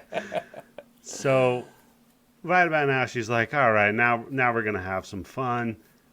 I'm going to go get the old piano wire. Old Faithful. And she gets a little metal tourniquet band, puts it up on his ankle. She's like, all right, this is going to be fun. Why does she put the band on it? That's so he doesn't bleed to death. And then she starts doing the old saw thing, and she does it real slow at first. And then the tempo starts increasing, and we cut back to the teacher telling her to dance while he's fucking jacking his little dick off. Oh, yeah, that's always the fucking part I forget about this movie. Yeah. No matter how many times I fucking see it, that's the fucking part I forget. Because she's trying to match his tempo of jacking his dick off. Is that what it is? Yeah. With the piano wire and the jacking the fucking dick. It's like she's getting the tempo going down there. And we saw his first foot off, and that's when she busts. And wait a second. So the blind 75-year-old fucking guy's going to jerk off. He's going to come once. He's going to get ready for the second time without even stopping? Well, no. I mean, she's taking some creative liberties here. But then what I love is she like goes to throw it out the door, the foot. And it just like hits the sliding glass. Yeah. And it just hits the sliding glass door. And I'm like, man, we've all been there. You know? Hey, you're tired after all that exertion. You're tired, you tried, you're throwing it out the window's up. It's like maybe you try to like ash your cigarette out the fucking window of the car while you're driving, but you forgot to roll it down. Like shit happens. I remember when I used to smoke. Oh. Yeah, we've all been there, buddy. So then she gets the old piano wire out. She hits up for the right foot. And I love, she's like, give me your right foot, please. And he's like, I don't want to do that. She's like, whatever. Gets it anyway. Starts sawing. And she gets through the soft tissue. You can hear it real well. And right as she starts hitting that bone, his son comes in. And he's like, hey, Dad, what's up, man? And it's like, oh, shit. Fucking the son's here. I gotta go. So she gets up and she goes into her murder bag and she gets, I think it's like mace, maybe? It's weird because the way that it's spraying out, it doesn't spray out like mace. Because mace, as far as I know, yeah. I mean, I've never shot mace, but it shoots out in a spray. This is coming out more like in a fucking mist, like perfume or something like that, right? Yeah. So there's the difference between a propellant and an atomizer. So a propellant is like WD-40. Yeah. You hold it down and it just continues to spray. I just used some WD-40 on my door the other day. Yeah. In an atomizer, you push it down, there's a puff, and then you have to push it down like again. Perfume, that's right. Yeah. So I don't know if it's supposed to be mace or like chloroform or something. I don't know. Yeah, that's weird because, like, if it's mace or something that's supposed to fuck up his eyes, It's got to come Yeah. out as a spray with some force behind it. Yeah. But if Something. it's something that's kind of like supposed to just like knock you out, that could be like an atomizer. Yeah. Maybe. But it's okay though because Dad wakes up and he's back at the hotel. Yep. It was all a dream, Again, Tim. another time jump. No, it was all a dream. It never happened because he wakes up and there she is. She's laying in bed next to him. And it was all just a dream. So he Yeah, goes she didn't in. leave him. And yes, they're still in love. And he washes his hair and his face in the sink because he's a little overheated. Gets a little more comfortable, you know. As you would be, 55 Yep. years old, 24-year-old. Yep, yep. And he climbs back into bed. He lays down, goes back to sleep, and wakes up, and oh shit, that wasn't a dream. That was a dream. This Damn. isn't a dream. Double dreams. Double dream. Dream in a dream, Freddy Krueger. Only when the sun is going up the stairs, his feet don't sink in like it's oatmeal. Oh, you mean where you can see the actual fucking imprints Yeah. of where she's going to step before she steps? Yeah, the biz quick. And so she chases him up the stairs, turns around, he kicks her, and she falls down the stairs and breaks her fucking neck. He gives her a good fucking kick, and she really breaks her fucking neck. Ooh, she so Which- breaks her neck. Yes, which I kind of... This is the one problem I have with the fucking movie. Okay. But, go ahead. Yeah, she really fucking breaks her neck. Yeah, and it's fucked up. And so she's laying there. And she has this fun little locks eyes with the dad. And has a little monologue. And the monologue is a conversation that they had earlier, Tim. You always said that you were going to love me, and only me, nobody else. Yep. And then she says, don't worry, though. You'll get over this. There's bad shit that happens to you, but that's life. You'll get over it. Yeah, all is forgiven. But I think Yep. when he kicks her down, when the son kicks her down the stairs, you see her neck is broken, and you can see a bone in her fucking neck is obviously like protruding, and Yeah. then it like fucking pulsates Ugh, yeah. after she should supposedly be dead. Yep. Yeah, I think, again, this is going back to the hallucinations of the dad. But Like, this he's... is it the dad seeing it, or is it the son? I think it's the dad seeing it. Okay. I don't know. And that's the end of Audition. So, Tim, what'd you think of the movie, dude? I think it is one of the best slow burns, up there with Hereditary, with where you have to sit through like maybe 2 hours before everything pays off, but the fucking payoff is incredible. Oh, I think this is way better than Hereditary. Hereditary Really? was good. This is way better, though. You will have to get over yourself that you have to read subtitles, because this, I mean, clearly we're Come on, speaking people. English. here. Really? You know what? But Look, if you, how many times do you watch fucking Star Wars over and over and over again? Never. All right, not you. I'm talking to 99% of the whole fucking world, Eddie. Okay. Watch this movie. You watch it with the subtitles. You watch it again in a couple months. You don't need to read everything what's going on because you kind of know what the basic story is, and then you can appreciate everything that else is going on visually. But holy fucking shit, what a fucking movie! Yeah. It does not get in the way of enjoying the movie. Like, I would say, like, with the happiness of the Katakuras, I found myself, like, when I was taking notes or watching it, like, getting kind of distracted by trying to pay attention to what was going on in the subtitles versus this. Maybe it's also I've seen this movie maybe 15 times. I don't know. Yeah, I've probably seen this about the same. Yeah, it's fucking phenomenal. It's such a great example of, like you said, slow burn horror. And it's so weird to me that this inspired, or partly unintentionally inspired, the genre of torture porn, because while there's a little bit in here of it, honestly, it's very restrained. Like, it's largely bloodless. It is 100% Jaws. You actually Yep. imagine more than what you actually... well, maybe not Jaws. Maybe, Texas Chainsaw Massacre? You Yes. imagine it's worse than what you actually... Yeah, Tim. what you actually see. Exactly. Exactly, Texas Chainsaw Massacre, man. You nailed it. So, Tim... So, at the end of the show, that is what I will That's your recommendation? That's my recommendation.